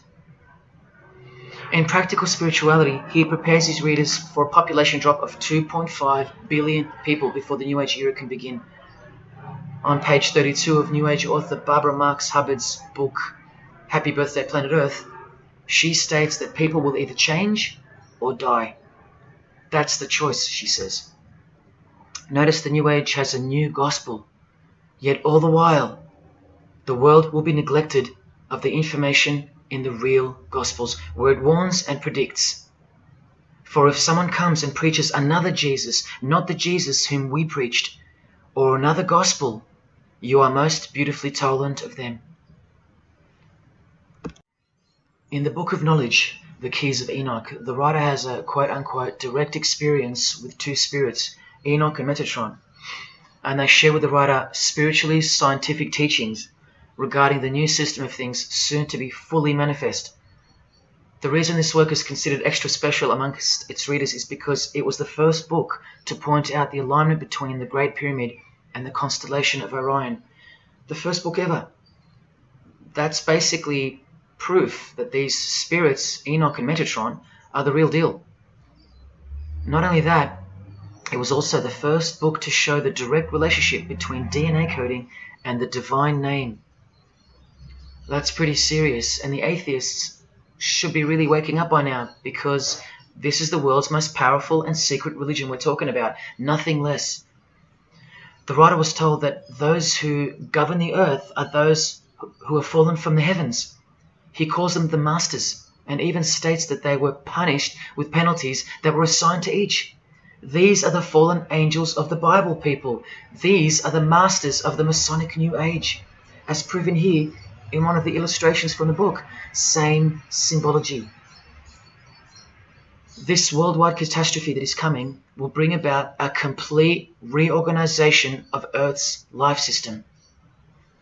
And like all high-grade initiates of the secret societies, every attempt is made to bring positivity to the number of the Vicar of Lucifer. I was given instruction to use the specific light harmonics 666, 999, and 12, 12, 12. The spirits further inform the writer of the Keys of Enoch that the pattern 666 is used to identify you with respect to the Earth's vibration. The number of the beast of the Book of Revelation of Jesus Christ is not only being glorified, it's manifesting in the world. And from another illustration from the book, once again, the same image we see being used over and over with the eye on top of the pyramid. This is the secret religion that encompasses us and has been influencing us for decades upon decades. 2 to 3 centuries, in fact. Just like the Gospels explain, this is an absolute counterfeit of the truth. Christ is mentioned everywhere, but not Jesus Christ. No, this is the Antichrist spirit, who will eventually manifest and appear to the world as one man. Doesn't sound so mythical anymore when you see that the enemies of Jesus Christ and those behind the New World System, they use biblical terms. And Christ, to depict the antithesis, the anti of the real Christ, their Saviour. And these spirits from the world we can't see are the ones who taught mankind the sick art of witchcraft. Look at who supplies this book online, sacredmagic.com. You know what magic really is and what it really entails now. So once again, you can see the connection, the relationship. If you still think that this phrase, New World Order, is a conspiracy theory, you're suffering from a medical condition. On the Lucius Trust website, the consultants to the European Union, you find the statement that the New World servers are occupied with the task of inaugurating the New World Order. In the same article, this shocking admission is made. 2/3 of humanity will stand upon the path at the close of this age, and with that, 1/3 will die, or to put it surreptitiously, will be held over for later unfoldment. That's the Lucius Trust, the word Lucius being the replacement for the word Lucifer, who works hand in hand with the EU, the European Union, stating that 2.5 billion human beings are planned to be killed off, all predicted by Jesus and only Jesus. And if you still think I'm joking or misleading you about what these people are and what they plan to do, here's a book written by the founder of the Lucius Trust, the Freemason Alice Bailey, Education in the New Age, where she, well, educates you about mass population reduction. When a form proves inadequate or too diseased or too crippled for the expression of that purpose, it is, from the point of view of the hierarchy, no disaster when that form has to go. Death is not a disaster to be feared. The work of the destroyer is not really cruel or undesirable. Do you see? Did you hear that? Through the all-seeing eye of Lucifer, the destroyer, for the purpose of the new world, death and mass murder isn't evil, it's good. And Alice Bailey in The Labours of Hercules also tries to re-educate us and protect that God-forsaken number, predicted in the Gospels to be associated with evil. The number of the physical plane activity is called the number of the beast. This idea seems to have a horrible fascination with many, but what it really means is that Virgo is the symbol of triplicity, 6 on the physical plane, 6 on the emotional plane, and 6 on the mental plane. not 666 at all. And one more time, from the consultants to the European Union, from their website Lucius Trust, to prove to you that these people are all working toward and waiting for the world leader. The coming of the Avatar and the advent of the coming one are the keynotes of the prevalent expectancy. After everything I've shown you, are you going to ignore this? Or worse, are you going to trust these people, of whom were predicted to this very condemnation 2,000 years ago? Right down to a one-world system, depopulation, and to the man who will carry the number 666, and with it implement a new system in which you won't be able to buy or sell unless you receive a mark in your hand or forehead. And what's just been announced by Business Insider? Cashless society. Due to this, by 2024. This is the manufactured trend for the world. And you better believe it's fulfilling biblical prophecy. You know that book that's been ripped out of schools and hysterically discredited?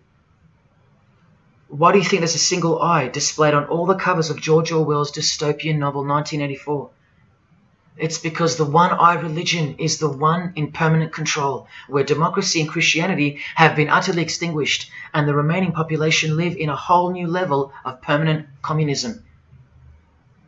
It is well known that George Orwell himself had ties with the Fabian Society, which is a secret society complete with degrees of initiation. Tucked away neatly somewhere under the wing of Freemasonry, the Fabian Society's logo used to be this: a wolf in sheep's clothing, which is exactly what Freemasonry is. And it was a metaphor for gradually advancing socialism. And socialism is communism for slow learners. This level of denial on our part has been brought on by mass propaganda, because everything has been weaponized to work against you and God's truth. Education, entertainment, and economics. You're a slave to each one. And Freemasonry is the slave master. Listen to the Grand Pontiff of Universal Freemasonry tell you about it in Morals and Dogma. The blind force of the people is a force that must be economized and also managed as the blind force of steam. You are just blind energy to them, made to be enslaved. This force must have a brain. Who do you think the brain is? Freemasonry is the brain, obviously. And he's saying that we're just the body parts that move to its will. Look, these are some pictures I took of the local obelisk in my town. An erect phallus hidden in plain sight. See how the cube at the bottom is rough? In Freemasonry it's called the rough ashlar stone. Well, watch this from Morals and Dogma. The rough ashlar is the people, rude and unorganized. Once again, you can see what this secret society secretly thinks of you. Now see how the stone built on top is smooth? That's called the perfect ashlar. The perfect ashlar is the state, the rulers. Yeah, the one-eye sex cult of Freemasonry, which hides its master, Satanism. Now, where is this brain taking us? Remember, this guy is the general who fought against the United States forces to uphold the institution of slavery. And the Grand Pontiff of Universal Freemasonry, who calls you the vulgar herd and the ignorant multitude, and admits that, yes, unbelievably so, Lucifer is the light bearer. This is the highest authority in Freemasonry, the secret religion of all our leaders and idols. Believe it. Now listen to this. The papacy and rival monarchies, all that will become the heritage of the temple, meaning the temple of Freemasonry. The world will soon come to us for its sovereigns and pontiffs. We shall constitute the equilibrium of the universe and be rulers over the masters of the world. They're gonna own it all. And it's true, the papacy and the monarchy have fallen into their hands. All Freemasons now. This is a 150-year-old book, so you can see how far ahead they plan, while we stay ignorant. How do you suppose that they won't achieve the New World Order? The New World Order of death. Of combined and systematic movement and effort, the great revolution prepared for by the ages will begin to march. The future is all planned for by them, And the revolution prepared for by the ages is coming. And it'll look like a natural occurring event, just as current events seem natural. Lastly, from his other book, Legenda, and reading from the ancient and accepted Scottish rite of Freemasonry, Albert writes, "And thus the warfare against the powers of evil, meaning Christianity, that crushed the order of the temple in the 1300s, goes steadily on, and freedom marches ever onward toward the conquest of the world." The conquest of the world, guys. And this is their method. Ingenious as it is, the double-headed eagle, the left and right paradigm.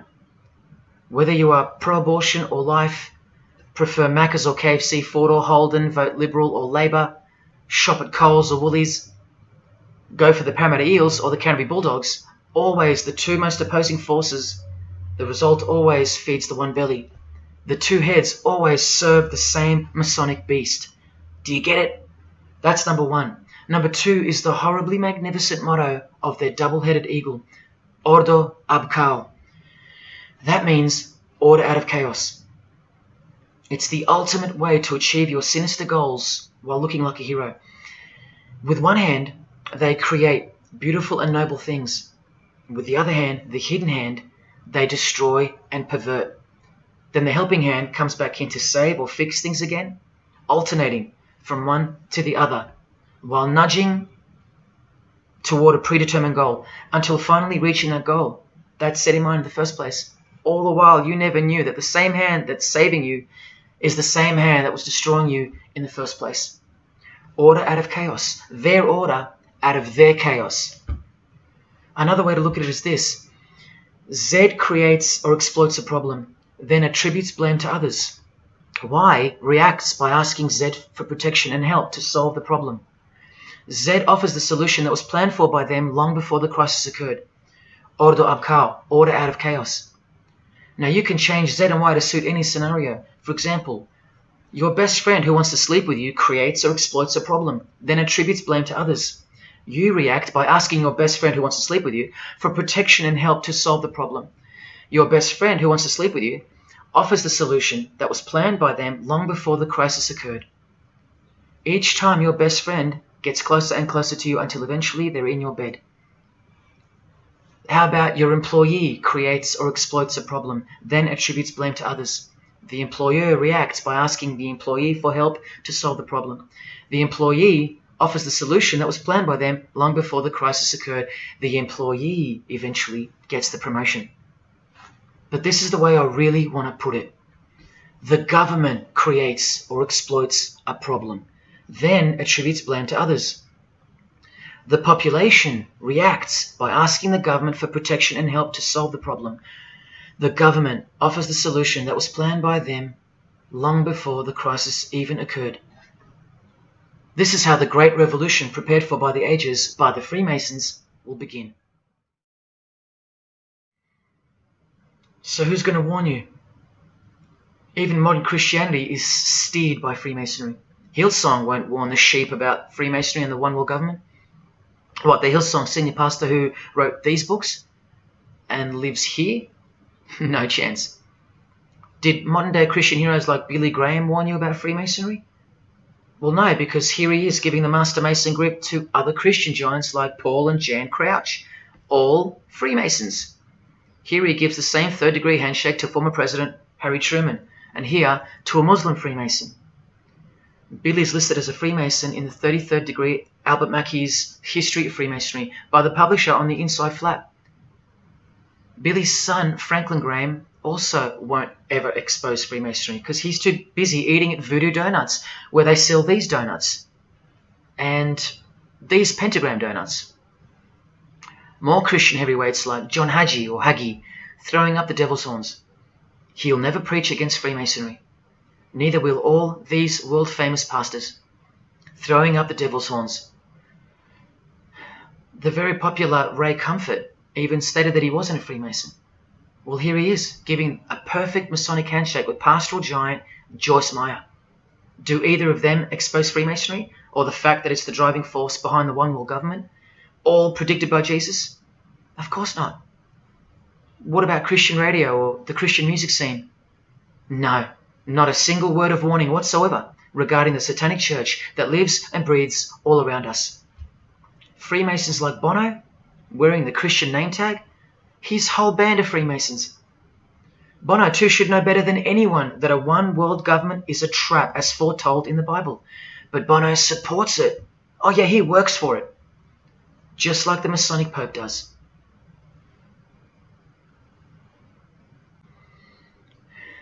Even if by some freak chance they didn't know any better.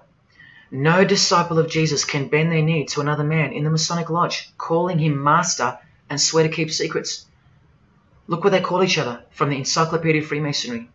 Master Mason, Grand Master, Most Eminent Grand Master, and the most appalling title of all, Most Worshipful Master. Most worshipful. Do you see how extra diluted the Christian Freemason has to be when Jesus said, "Do not be called master, because one is your master"? And what about all those oaths? Don't worry, Jesus covered that too. What I tell you is this: do not put yourself under oath at all, but let your yes mean yes and your no mean no. How's that for an idea? But the Freemasons' yes means no, because they all swear to lie and conceal from the first degree initiation all the way through. What is whispered in your ear, proclaim it from the rooftops. That's Jesus. You see the contrast? How precise he was and still is. You think Bono and the Pope don't know about the Masonic calendar and how it's not the same calendar as ours? From the Encyclopedia of Freemasonry, the real date of the world is found by adding 4000 to the Vulgar era. This whole Christian era is vulgar. So the year in the Masonic world is actually 6021. And this abbreviation is in French, the Vulgar era, beginning since the year of the Lord, since the year of Jesus Christ. That's how they feel about the current age, which is coming to a mind-blowing end by design. Now, do you think Freemasons aren't capable of mass murder? Well, Joseph Stalin murdered approximately 20 million people, and he was a Freemason, displaying the sign of the master of the second veil of Freemasonry. Vladimir Lenin was the leader of the Bolshevik Party, and he paved the way for the mass murder of 60 million people, mostly Christians, and he was a proud Freemason. And ladies and gentlemen, this is Adolf Hitler, a Freemason, clearly giving the grip of a Master Mason. And here he sits next to his military leader, Hermann Göring, who is also displaying his allegiance to Freemasonry with a hidden hand. He even displays the Masonic triangle, just like fellow Masonic brother Jay-Z. The mind of Hitler surrounds you now. It just hasn't pounced yet. The mind of Hitler isn't isolated to some portion of the world anymore. It now encompasses you. Hitler is everywhere. Far more clever than you can imagine. Evolved and sleeping in your bed. It's easy to say that's impossible. Once upon a time, 70 million Germans adored him. Once upon a time, Hitler was named Man of the Year by Time magazine. You've been fooled by the satanic machine. Please don't try to get inside to the mind of Freemasonry. It's like trying to understand Satan himself. You can't, and you don't want to. Freemasons will make friends with their most hated enemies. They will cross-dress their morals to move closer to their goal. They'll make the English language void of any meaning by turning everything inside out and upside down to camouflage its objectives. They will simultaneously create charities along with the greatest machines to ever destroy the hearts of men, like pornography. They will sell their souls to gain the world. They are a dichotomy, a paradox, a lie that loves to speak the truth and a truth that loves to lie. They are a snake eating their own tail, consuming what they produce. Freemasonry is hell dressed as heaven, death dressed as life. Its God is an angel of darkness dressed as an angel of light, and 90% of its membership is a shield, lost in its symbolism. Freemasonry has become the ally and the opposition. Who are the biggest voices on so-called climate change in recent years? Which is more order out of chaos? Al Gore, a Freemason, and Greta Thunberg. From a Jesus-hating, secret society family. Freemason and former Russian President Mikhail Gorbachev said this in 1996. Yes, the whole world is under the control of the evil one, like the Gospels say. Freemasonry controls the opposition, with the most popular conspiracy theorists Alex Jones and David Icke both banned, yet both secretly Freemasons, who will lead you in every direction except into the arms of the ultimate power of the Gospels. Every noteworthy religion is comfortably caught in the Masonic net because they all stem from a lie. Here's the Dalai Lama with a bunch of Freemasons. He just loves hanging out with famous people. Here he's throwing up the devil's horns with Freemason Gene Simmons. But there's no way the Dalai Lama can be a Freemason, right? Well, here he is displaying the hidden hand of the Freemasons next to George W. Bush, a fellow brother. That's right, the Dalai Lama is a Freemason, under an oath of silence and sworn to secrecy. Are you going to wake up now? Here he is with his students in his temple. And what's behind him? This symbol. Can you see? The pyramid with the emanating eye on top, symbolized by a sun, which you know now is the phallus of the god of this world, shooting forth his generative light, his mystical sperm that gives life, and whose one eye transcends good and evil, both of which are just illusions of the mind. Understanding this comes by initiations, and yes, tantric initiations are used in Tibetan Buddhism. Gerald York was the Dalai Lama's emissary, his personal representative to the West, and he was personal friends with 33rd degree Freemason and Satanist Aleister Crowley, who wrote 20 essays named Aleister Crowley, The Golden Dawn, and Buddhism. And he also served as a consultant to the movie Lucifer Rising, the Dalai Lama's representative. See how the eye can also be represented by the sun, caught behind the moon in this movie poster. That's just like the Dalai Lama's logo. And here's a scene from the movie with the Masonic square and compass hidden in plain sight. Look at the symbol of Buddhism, and look at the floor inside every Masonic lodge, symbolizing opposites and equilibrium, which creates life, and where evil is not what it seems, it's necessary.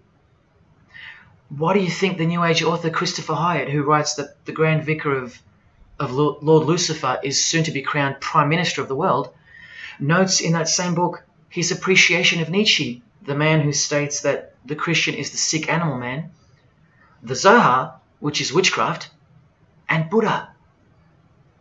These are the people he appreciates. Why does he lump Buddha into the same basket? I'll tell you why right now. Because in his highest manifestation, the Buddha, seeing the illusionary world through the all-seeing eye, his third eye, would not interrupt a rape if he happened to walk by, so as to stay detached from the karmic cycle. Whereas Jesus, knowing everything and more than the Buddha, would sacrifice himself, because he was born to destroy evil, not transcend it.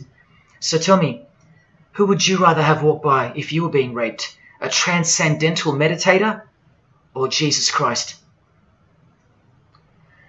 Whatever you think of me, you will have to reconcile the fact that all the leaders of the world, from Scott Morrison to the Dalai Lama, belong to the very same secret society as Adolf Hitler did, Freemasonry.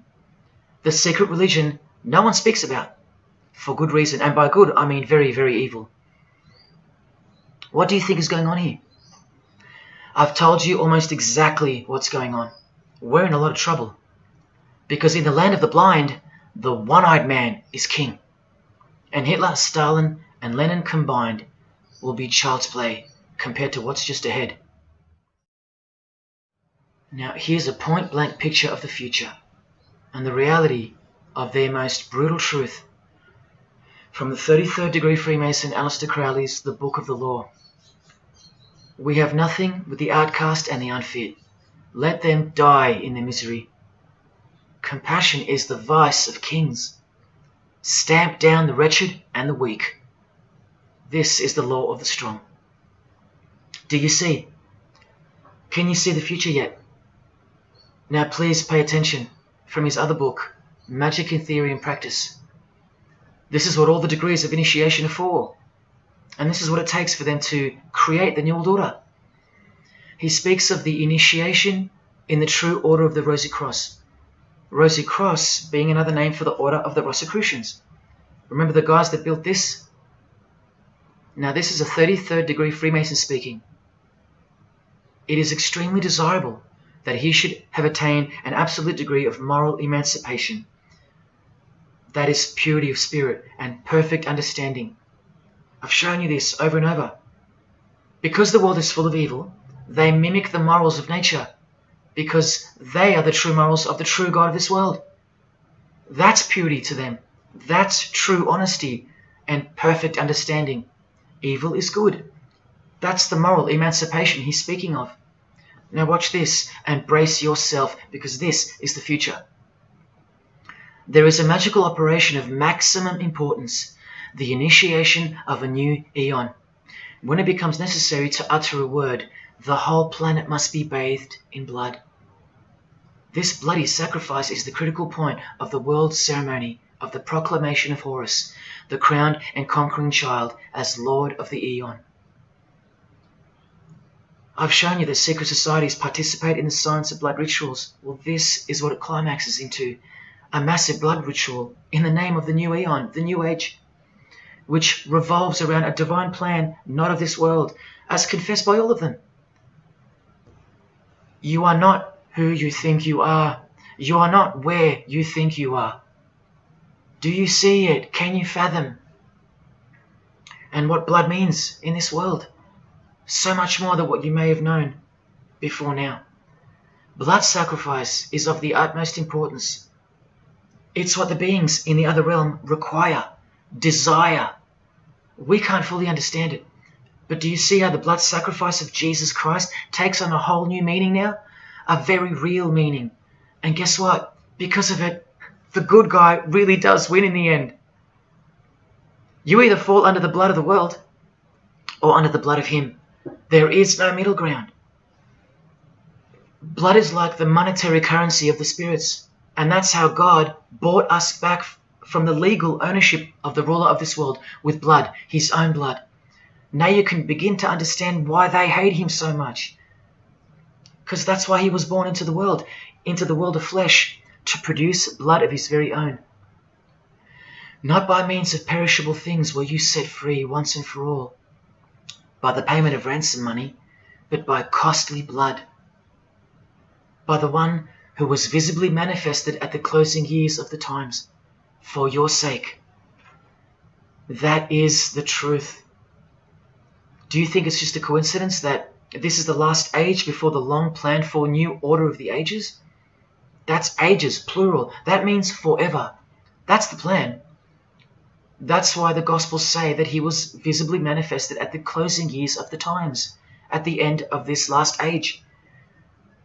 In the book 1984, George Orwell told us, if you want a vision of the future, imagine a boot stamping on a human face forever. I've shown you that this so-called new age is in actuality a new satanic age. And it's not really new at all. It's very old indeed, it's ancient. But like I said, its progress was derailed by the appearance of Jesus on the human scene. Now I'll prove to you that the New Age is an old religion. Novus Ordo Seclorum is part of a quotation taken from the Roman pagan philosopher Virgil's fourth eclogue, which was borrowed by him from the Sibylline records, which were ancient prophecies delivered by an oracle through witchcraft or divination. That's where the phrase Novus Ordo Seclorum comes from. Now look at what the full phrase actually says. A mighty order of ages is born anew. Both the prophetic virgin and Saturnian kingdoms now return.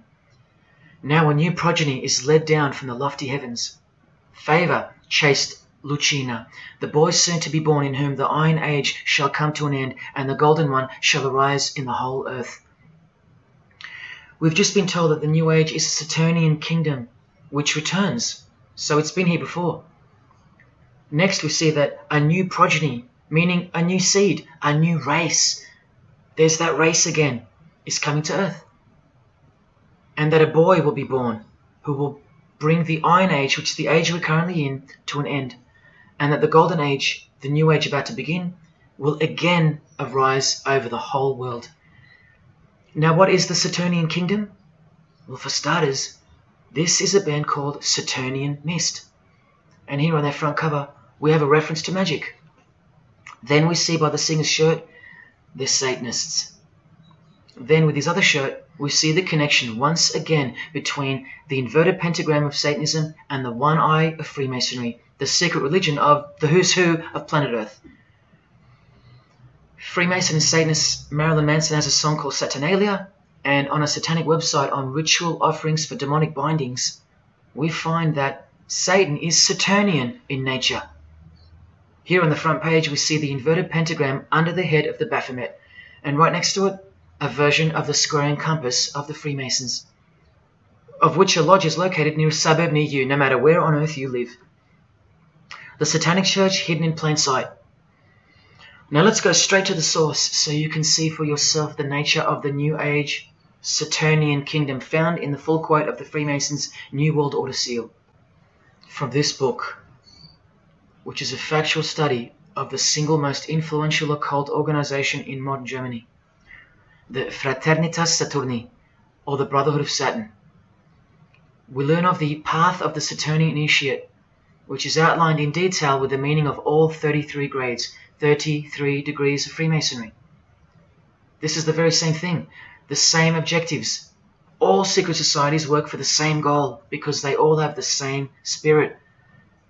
The only difference between Freemasonry and this Saturnian fraternity is that your local Masonic lodges are veiled and camouflaged filtering systems for future Satanists, from which all influential figures of society are chosen, where the real religion begins at the 33rd degree. Whereas with orders like the Saturnian Brotherhood, there is no filtering system. As such, you're a student of Satanism from the first degree. That's why Satanism's takeover would have been impossible without international Freemasonry. The Saturnian teachings include sexual mysticism, sex magic, and Nietzschean Thelemism. Nietzsche, remember the guy who says that Christians and the mindset to help the weak makes up the sick animal man? The guy who wrote this book and doesn't believe in good and evil. And Thelemism from 33rd degree Freemason, who says that in this book that to initiate the New Age, the whole world must be bathed in blood in a bloody sacrifice before man can accept the law of Thelema. Nietzschean Thelemism. That's what the New Age Saturnian kingdom, from which the Freemasons took this phrase from, actually looks like. This factual study on the Saturnian Brotherhood is filled with references to Lucifer, Satan, magic, sex magic, blood, sacrifice, the number 666 as mentioned by Jesus Christ himself, and of course, Freemasonry. The secret society that all of our politicians and entertainers belong to. And what's the demonic sigil for Saturn? The Masonic square and compass. Are you going to snap out of it now? When you see a beautiful sunrise and smell the fresh air, or hear a great song, or see a great movie, are you going to forget where you really are? When you hear people using Jesus Christ's holy name as a cuss word, are you going to forget where this phenomenon really came from and why it's taking place? Now that you've seen how actual and bona fide the reality of 666 is from their own mouths and symbols, let me show you where else it's revealed. Do you see these Roman numeral numbers down here? They add up to 1776, the year that America officially became the country we know of today. And also the year of the birth of another secret society, which was absorbed into Freemasonry after it was banned in 1785. But look, the base numbers. M is 1,000, C is 100, and X is 10. All you have to do is subtract the base numbers. 1776 minus 1,000 minus 100 minus 10. Or simply remove the Roman numerals which represent the base numbers. No, I'm not playing tricks on you. Neither are your eyes. But someone else is. Now that you've seen the prevalence and seriousness of this horrid number, now that you've seen what you've seen, I can show you where else it appears. this figure is represented by the numbers. To make this work, they had to remove the number 1 altogether and separate the 2. Of course, we'd be too dumb to pick up on it. But 789 minus 456 is this, multiplied by this lonesome 2. That's right. This dark and mysterious figure is none other than the long-anticipated Antichrist, the ruler of the Saturnian kingdom, which is on its way.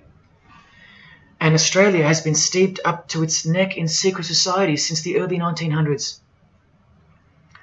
World Economic Forum logo, with this slash through the O's, is of course representative of the number of the ruler of the New Age, 666. The barcode is the primitive version of the worldwide system that Jesus predicted would revolve around the number of the beast. And as you can see, the base of every single barcode in all the world is 666. No matter if the lines are on the ends and in the middle are elongated or not. I found that out from the horse's mouth in an interview with the man who was commissioned by IBM to come up with a new way to automate data collection. There are in fact 3 6s in the Google logo, which comes from this occult symbol. Coincidence? And he found in a Masonic lodge the square and compass symbol appears in the middle of a hexagram, which is a symbol used in the royal art of Freemasonry, witchcraft, as shown in this book. Well, among other things, the hexagram itself can be broken down to quite clearly represent 666. This is a Masonic square and compass designed by the Manal Masonic Lodge, symbolizing world unity. Up the top you find the logo of the United Nations. Well, there are 33 segments in the UN logo, symbolizing the 33 degrees of Freemasonry. See this crop circle here with the Masonic eye on top of the pyramid? I know nothing about crop circles and the phenomenon of them, but I know how many rays are coming off the eye. 33. 33 degrees of Freemasonry. Don't forget that the highest authority of Freemasonry already admitted to be the designers of the pyramidal seal in a 1962 edition of their magazine, The New Age. I've shown you how the inverted pentagram makes for the spelling of the word Mason in the same seal. Well, that same pentagram with the elongated top horns appears here in a European Union logo. An inverted satanic pentagram right in front of our eyes. Here's the European Union building architecturally mimicking the Tower of Babel. That was the very same tower that the God of the Bible destroyed thousands of years ago, according to the Bible, when Nimrod, one of the admitted founders of the original craft of Freemasonry, tried to unite the world under one world government. So this logo and this building design is a clear statement to the God who intervened the first attempt at a world government. This is England's Secret Service logo for MI5 with the word intelligence being symbolized by the eye of Lucifer, who was viewed as the most intelligent entity in existence by the secret societies. And this is the symbol for the Information Awareness Office. You know exactly who's in control, and now you know exactly what they want, and they will get it. In a 1962 article written by former US President and Freemason's wife, Edith Roosevelt, in the New Hampshire News, and speaking of the spiritual counterpart building for the United Nations, called the Temple of Understanding, she writes that the symbolism planned for the building dates back to the black magic practiced by the high priests of ancient Egypt, and that the building will contain a giant eye. You don't have to wonder why now, because you know why. This clothing designer is fully aware that the one-eye symbol is synonymous with Satan and a hatred of Jesus. Does this movie poster make any more sense to you now? Well, are you ready for the second biggest shock of all? Whatever you think of what you're about to see, please come see me on the other side of this so I can show you something. This clip only goes for a few minutes. And keep in mind, the only reason I'm showing you this to you is because the writer and director of the preview of this movie-style documentary was murdered, along with his wife and his little daughter and his dog, all before the production could begin. The murder was made to look like a murder-suicide, the news of which never made national broadcasts, just the local news.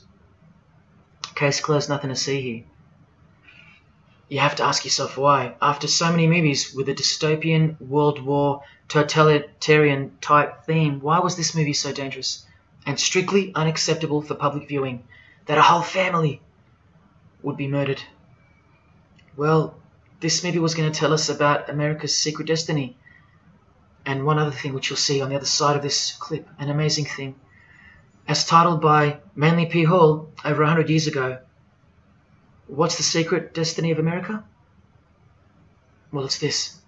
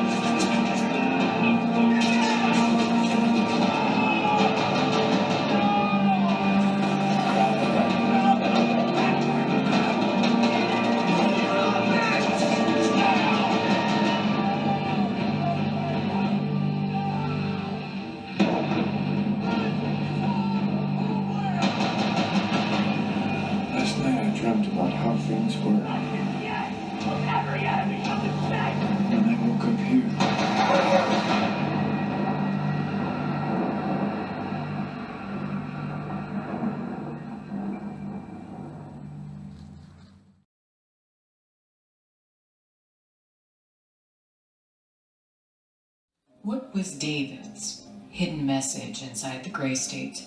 And could it be the reason for his death? Perhaps the scariest part of Grey State's conceptual trailer is this character here, who appears to be operating a guillotine. David Crowley was very intentional in this frame of the movie. He added something that I believe he wanted the people to know about. Who is the identity of this executioner? If you look closely, you will see that this terrifying character is wearing something around his waist. It appears to look like an apron. The executioner wears a Freemason apron, complete with the all-seeing eye, the compass, and the two pillars. I do believe David Crowley is trying to tell us something. He is telling us that the organization behind the French and American revolutions, the organization behind the Italian Revolution of 1830, the organization that outlined a plan to overtake the Vatican in a document called the Alta Vendita, the organization behind the Trail of Tears and the deaths of thousands of Native Americans under Freemason Grandmaster Andrew Jackson, the organization behind the Ku Klux Klan in the United States post-Civil War and its rebirth in 1915, the organization behind Hiroshima and Nagasaki during 33rd degree Freemason Harry Truman's presidency. These are men with a radical revolutionary agenda throughout the entire world because they worship and follow a radical revolutionary deity. The first to have led a revolt against the Most High Lord.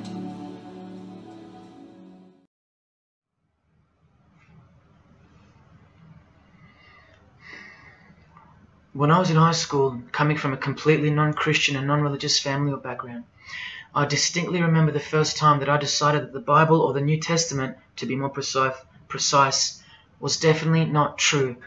Made up, fairy tale, whatever. It was one verse, one scripture that to me at the time proved unequivocally that it wasn't written for our time. A prophecy that was impossible to be fulfilled. Here's the verse. And I saw thrones, and they sat upon them, and authority to administer justice was given them. And I saw the souls of those who had been beheaded, because of the testimony they bore of Jesus, and because of the word of God.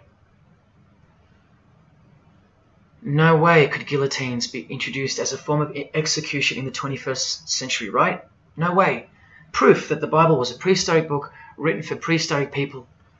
And this is long before he woke me up on a midnight highway to spare my life from a high-speed collision into a concrete wall.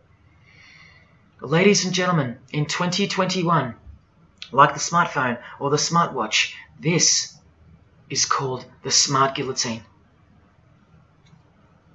Built by Chanel. You know, the perfume and clothing and accessories brand for the rich.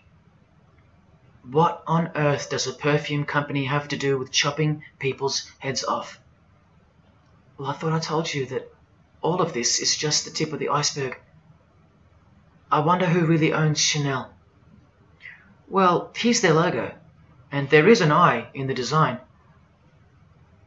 And have you seen their drip design? How odd. Welcome to the real world. You ready? This is from a legislation archive from the Georgia House of Representatives in the 1995-96 sessions. This is Bill HB 1274 on the death penalty, guillotine provisions. How far along are we into enacting these bills worldwide? I don't know. Maybe they've been enacted already. But I just wanted to show you that in 1995 the ball was already rolling. Another ball that's rolling are the 7 universal Noahide laws. They sound great from the outside, designed so to conceal some terrifying details on the inside. Firstly, they were signed into US law in 1991 by George H.W. Bush on March 26. Here's the bill and resolution. It was named Education Day. As you can see in the details of Resolution HJ 104, they are the 7 Noahide laws, resolved by the Senate and House of Representatives of the United States of America in 1996. Every single president since H.W. Bush has annually re-signed this resolution.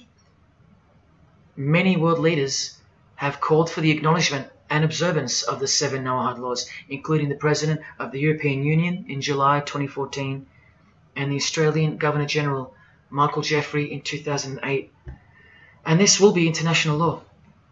So what's the problem?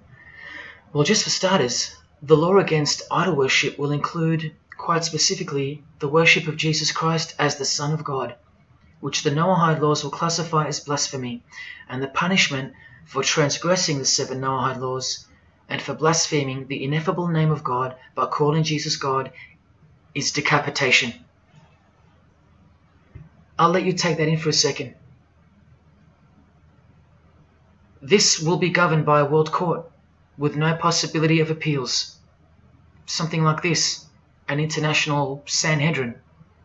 Who do you think is truly behind these laws? Well, I can show you that right now. Here is the bill being signed into law by H.W. Bush, and here is their signature hidden in plain sight, the hidden hand of Freemasonry, displayed by this sinister and gloating-looking individual. And you know what Freemasonry is a cover for now. Who do you think designed the guillotine in the first place? This guy, Joseph Guillotine, a Freemason. Still don't believe in the prophecies of Jesus Christ? You're still in denial?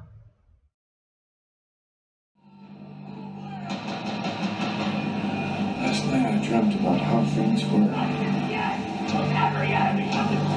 And I woke up here.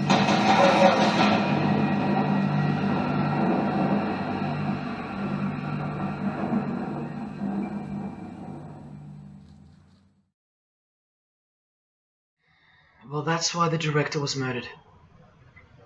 And his wife, daughter, and dog. I think of them often, and sometimes when I need spiritual sobering up, I think of that fateful and evil night where that beautiful Christian family were brutally eliminated. If you think he wasn't onto something, well, he paid the greatest price to share this with you. Prophecy will be fulfilled. Listen to the words that come right after the execution by guillotine scripture in the Gospels. And I saw those who were such that they did not worship the beast, nor his image, and did not receive his mark of identification upon their forehead and hand. Remember this mark in the video? I'm not saying that the director knew what the mark would be, but based on the symbology, he knew who would be behind it. Look at the triangular symbol of the Freemasons. The Masonic triangle around the eye, and the Brotherhood of Saturn. Now look at the front cover of the book written by New Age author Maurice Nicoll. The mark. Same symbol. Identical to the symbol used by J.K. Rowling, who said its design was inspired by the Freemasons. Who has this tattoo, which represents the Baphomet. Well, Solve Coagula is the process in which they will bring this New World system to life. It's identical to the Masonic motto of order out of chaos. Solve means dissolve or destroy, and coagula means to bring the elements back together into a new and higher form, a new and higher system. Jesus described it as the beast system, and one way or another, we will be marked as a form of identification in order to participate. But first, chaos must ensue. A deep Masonic truth, which is mostly true anyway, is that destruction precedes construction. It's like having to destroy a tree in order to create a table. The same principle applies to creating the New Age. That's why I know that the process which involves the creation of a new system must involve the destruction of this one. Now, this is the last referenced work I'm going to use to show you who will be the head of that system, that one world government. A book by David Spangler, considered as one of the founding fathers of the modern New Age. He also has an intimate relationship with the United Nations, as shown in a 1975 document which was uploaded to the UN archives in 2006. Please pause to confirm that, where you can find his name listed under the Board of Directors for the Planetary Citizens Group. In his book, Reflections on the Christ, David Spangler, remember, one of the founding fathers of the New Age, and a member of the Board of Directors in a United Nations sanctioned program, repeatedly upholds and honors the entity known as Lucifer. He tells us all about what is required to step into the New Age. Well, mainly, what's required is a new understanding of the angel Lucifer. He writes that when this great project of evolution began, man went forth as consciousness to learn his divinity, and Lucifer went with him. It is important to see that Lucifer, described as an angel, a being, a great and mighty planetary consciousness. He says that, just like in Halloween and trick or treat, if the person offers a treat to Lucifer who knocks on his door, And the person says to Lucifer, "Come in, and I will give to you the treat of my love and understanding, and I will uplift you in the light and presence of the Christ." Christ meaning my outflow. Then Lucifer becomes that being who carries the ultimate treat, the light of wisdom. Lucifer represents experience. Lucifer is literally the angel of experience. The Luciferic element becomes the true revealer of light, the angel of light. The light that reveals to us the path to the Christ comes from Lucifer.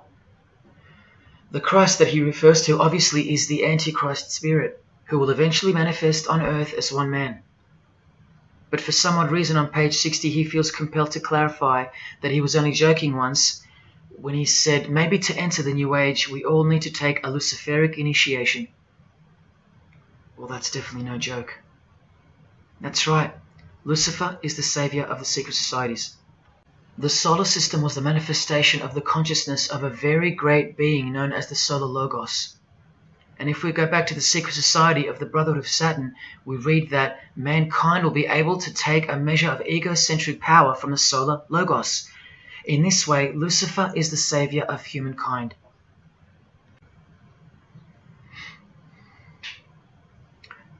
Do you see who you're dealing with? These are the people above you, the rich, powerful, influential, overflowing in all areas of those who are steering society, and they're about to reach their destination. Who showed you? Who told you? Who warned you? Jesus Christ did. Oh, those pesky Christians. In the animation Flushed Away, the villain Toad conspires to genocide all the rats in the sewer world and replace them with a superior species, a new species. No one is aware except for this one rat who's briefly seen in the beginning.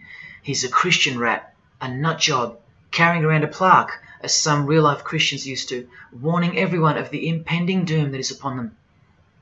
What's the twist that's hidden in plain sight for no one to see? Well, the villain Toad, planning the New Age, wears the ring of a Freemason. This ring. And he wears it exactly on the finger that a Master Mason should. It is worn on the third finger of the right hand. There is one who predicted it all, and they know that. That's why he's been so thoroughly discredited, or so it seems. Yes, the nutjob Christian was right all along. Remember one last thing before I close. From Masonic New Age author Christopher Hyatt, who spoke of the well-planned-for and long-awaited invocation of the Prime Minister of the world, when he wrote in his book, "A massive truth that I wish with all my being that you would grasp. Both satanic cults and Christian fundamentalists are closer to seeing the truth than most normal people. The world has always been at war, a spiritual war from the beginning. And if you don't know it, then you're losing the battle. The gospel tells us so accurately that the enemy we wrestle against is not made of flesh and blood, but it is made of spiritual forces of evil in heavenly realms. That's where the real war is being waged, in the spirit. And now that we know what secret societies are and what they've tapped into, we can rest assured that that statement from the Gospels is true. That's why the common denominator between all of the secret societies is the anti-Christian sentiment.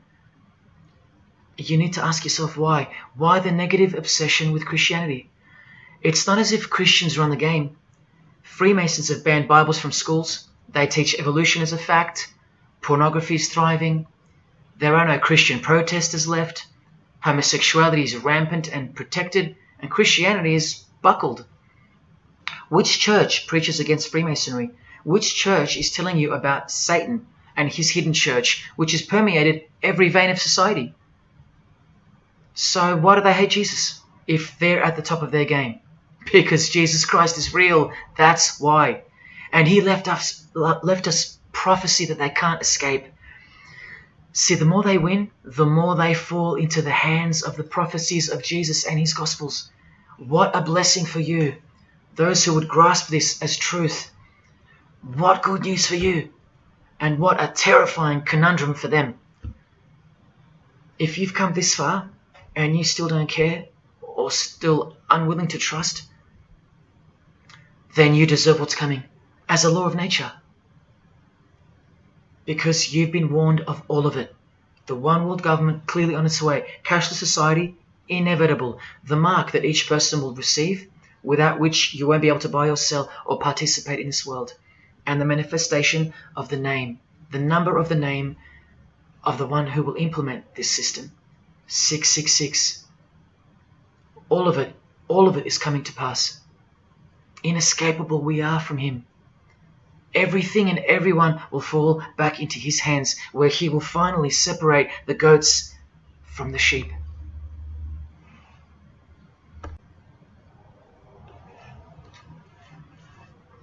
Now watch the Bible destroy Freemasonry like no other book in 2 minutes. Regarding their lodges and obelisks, their heart is faithless. Now they must bear their guilt. The Lord will break down their altars and destroy their sacred obelisks. And speaking of the bloodline that gave birth to Jesus, God says, "You shall not set up for yourselves a sacred pillar, which the Lord God hates." See what you're up against, Freemasonry? While Freemasonry meets and speaks in darkness and secret, Jesus said, "I have spoken openly for all the world to hear, and in secret I've said nothing." Freemasons are known as builders. Well, the stone which the builders rejected has become the cornerstone. Everyone who falls on that stone will be dashed to pieces. Anyone on whom it falls will be crushed. Every Masonic lodge is built so that all the members face the east. Who are these men with their backs toward the temple, facing the east and worshipping the sun? It is detestable. Freemasonry does evil in secret with their hidden hand, but they blow a trumpet over the hand that does good. But Jesus says, "When you give to the needy, do not let your left hand know what your right is doing. Your good deed must be in secret, and your Father who sees what is done in secret will reward you." You can't become a Mason if you're broke, blind, maimed, or have a criminal record. Jesus said, "But when you give a banquet, invite the poor, the crippled, the lame, the blind." Freemasonry takes pride in its secret rituals and is hungry to rule the world. The Gospels say that their destiny is destruction.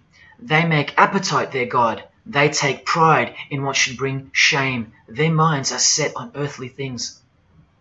Freemasonry believes that the light is but darkness visible. The Bible says, "Woe to those who call evil good and good evil, who put darkness for light." And Jesus further said, "If therefore the light which is in you be darkness, how great a darkness that would be." Freemasons spend their whole lives taking gruesome oaths of secrecy. Jesus said, "But above all things, my brethren, stop the practice of putting yourselves under oath." Freemasonry is built upon a hierarchical system, a pyramidal system. Jesus said, "For everyone who exalts themselves will be humbled, and whoever humbles themselves will be exalted." We could go on and on, but we're going to end on this one. Exclusively written for the practices in the lodge room of political Freemasonry. A troublemaker and a villain, who goes about with a corrupt mouth, who winks with his eye, signals with his feet, and teaches with his fingers, who plots evil with deceit in his heart. He always stirs up conflict. Therefore, the disaster will overtake him. He will suddenly be destroyed. That is Freemasonry through and through. And apart from the man in the mirror, prior to your baptism of the Holy Spirit, Freemasonry is the villain. They do go about with a corrupt mouth as they are sworn to secrecy. They do proverbially wink with the eye, making the one eye.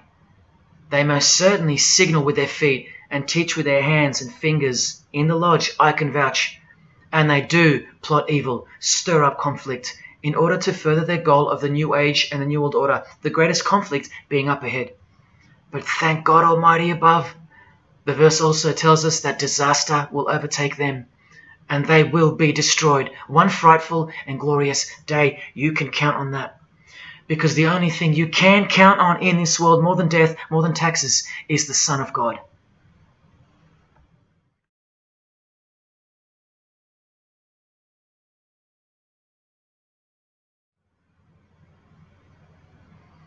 This is it. This is the last shock, and by far the biggest. If you ever needed intellectual proof that Jesus Christ is real and living right now, this is it. If Jesus and the Gospels weren't true, then Luciferians wouldn't be running the world. Atheists would, or some other version of modern man. Anyone, but not Satanists, not the passionate enemies of Jesus.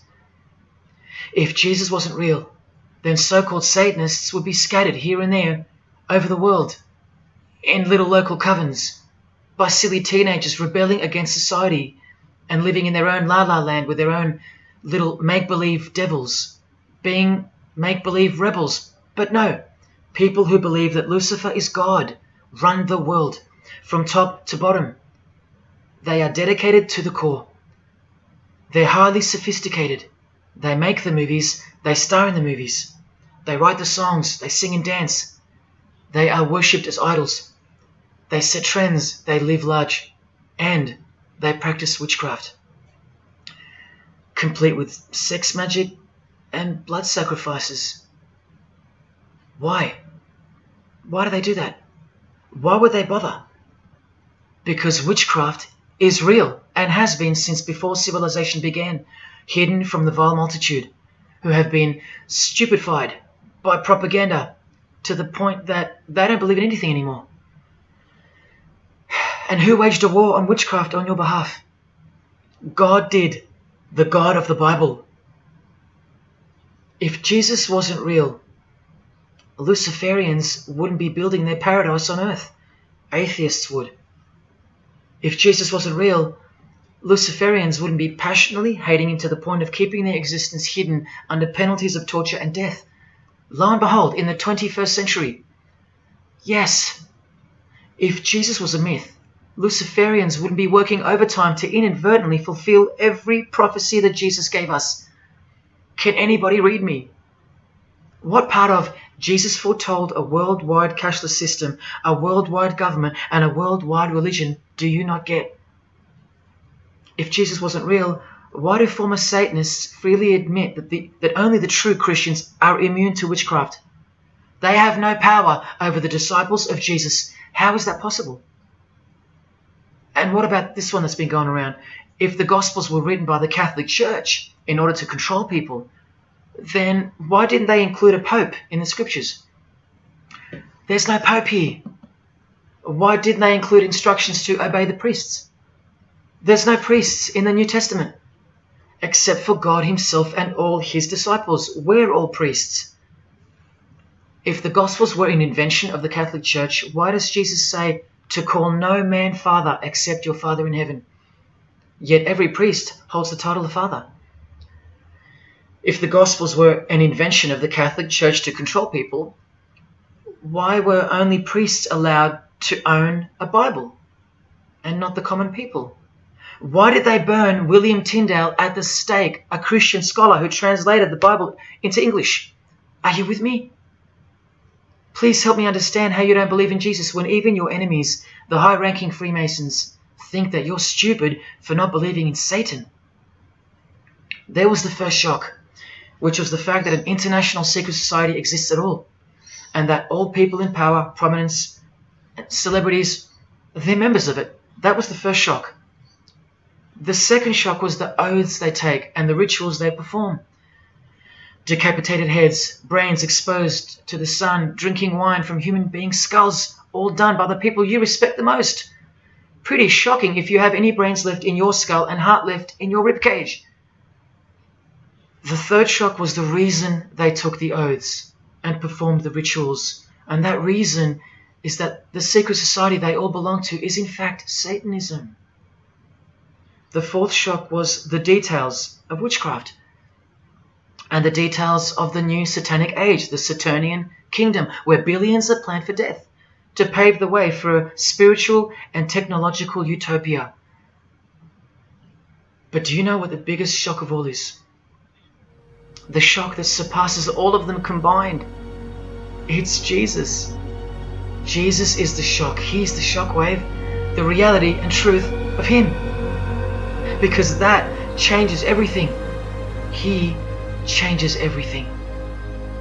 The greatest news you could never think up, that God left his abode to come here, a form of hell, manifest on earth, to be ridiculed and executed, to save our sorry asses by taking a bullet for us.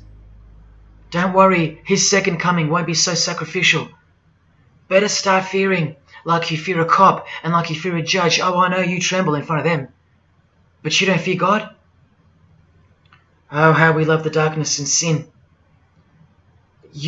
Possibly you, loved gossip, you loved sex and porn, you loved sodomy, you couldn't stop lying, you couldn't stop cussing, you loved your idols, singers, actors, sports people, sports teams, putting people who fart, smell and eventually die on a pedestal. You just couldn't cut yourself off from the ways of the world. Purity? Who wants to be pure? I have to be pure? I have to live holy? Stop sinning? That's so boring. What kind of God is this? To hell with that God. Well, do you like filth in your home? Do you? Do you like filth on your carpet, on your clothes, on your face? Do you invite filthy guests over and give them a share in all your belongings and all your power? Do you give them the keys to your house and car? No, you don't. But the Creator, who has the greatest house of all, he should. We can barely earn $1,000 a week, and we don't give that away to anyone. But now God should share his wealth with you, the unclean, the unrepentant. Is it too much to ask your filthy guests to clean up before they enter? To watch their mouths, to control their willy? Is that too much to ask? Oh, but if God was real, what about all the children that die? What about them? What are you doing about them? Are you still stuck on which phone you're going to upgrade to or what's for dinner? Why don't you leave your abode, your luxuries and your loved ones and risk it all to go save some children yourself? Oh, but what about all those who've never heard of Jesus? Let me ask you, what's your excuse? I know they have one, but what's yours? You've heard of him. Every morning you wake up and look at the calendar is a testament to his name, because it's 2021 in Australia, it's 2021 in Brazil, it's 2021 in China, it's 2021 in every single country in the world. So let me ask you, 2021 years since what? Like I said, just waking up in the morning and knowing what day it is a testament to him. But if God was real, why wouldn't he just show himself? Show himself to who? To you? You can't even get on your knees and repent. You can't even hate sin and scream out to him. So why would he? How do I get the girl if I don't ask her out? And if I do, maybe she rejects me the first time and the second. How bad do I want her?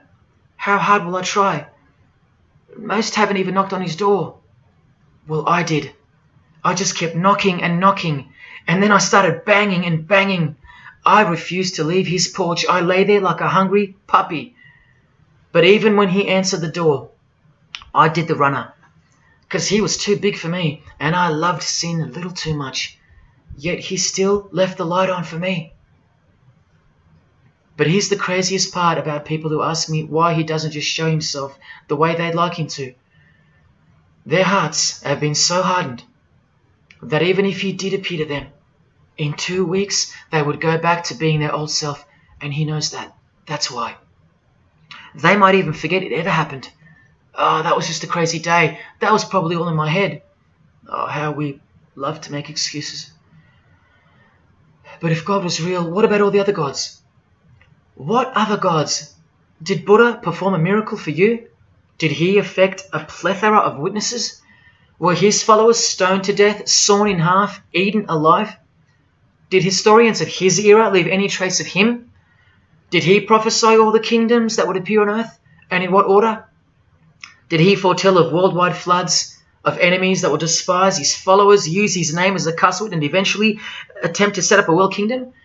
Did his appearance change the calendar from one end of the world to the other, and predict that his appearance would in fact change the calendar? What did the Prophet Muhammad do for you? Apart from stealing Jesus from billions of people and corrupting the Gospels, did he dedicate his entire life to sinlessness? Did he remain celibate so that his blood could make a difference in the hidden realm?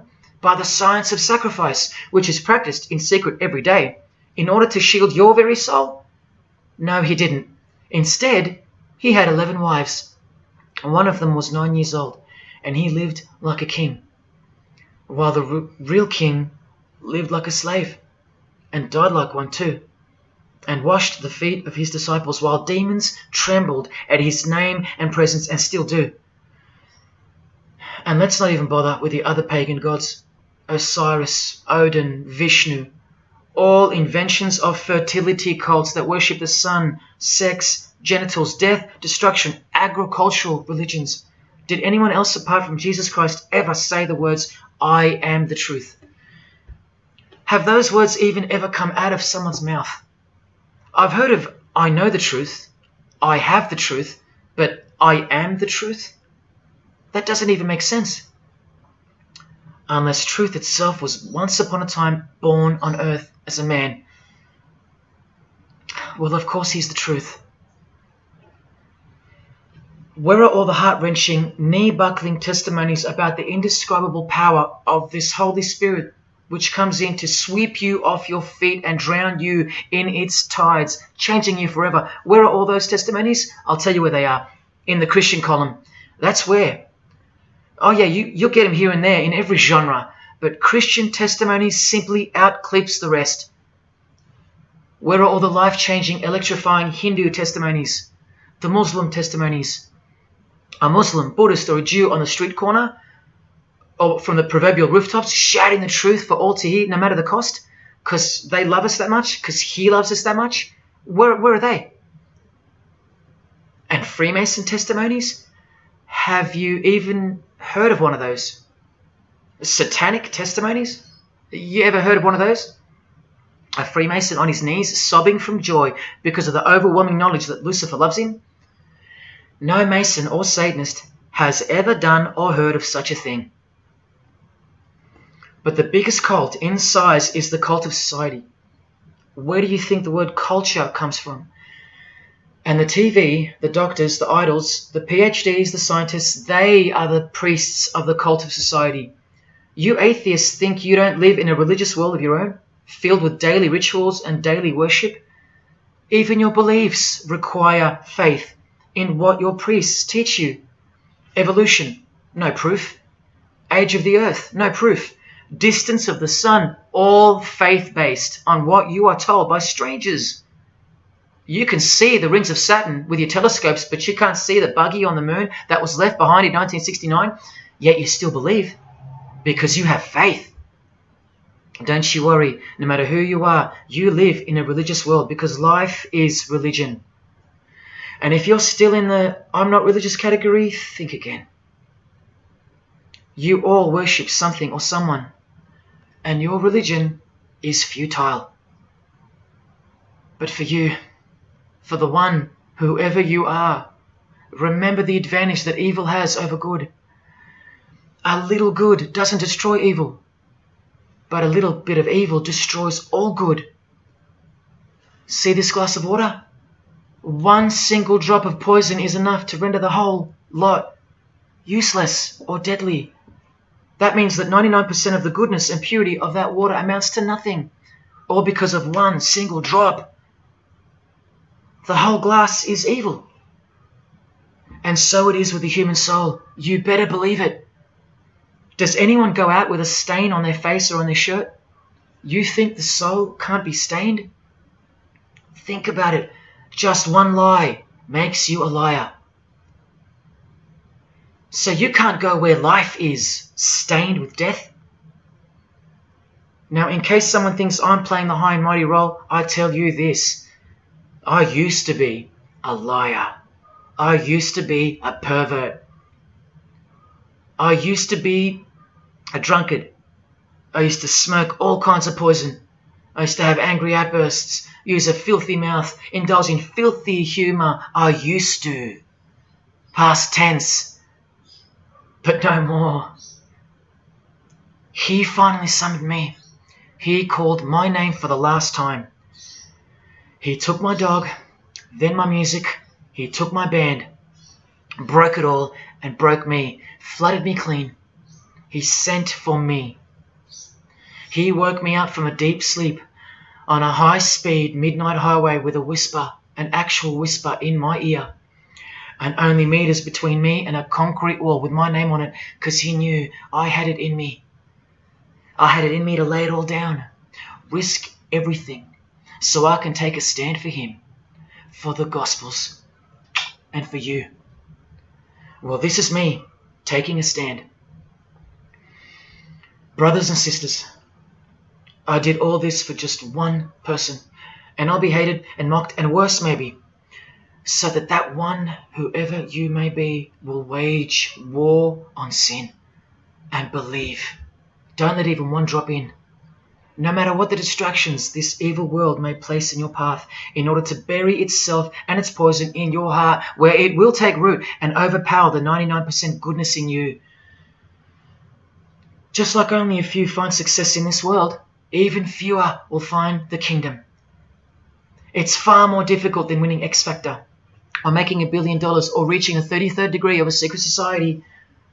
It's as difficult as loving your greatest enemy. And that's just about impossible. But if you can figure out how to do that, then you've found the road to life. And I hope to see you soon. God love. Jesus wins.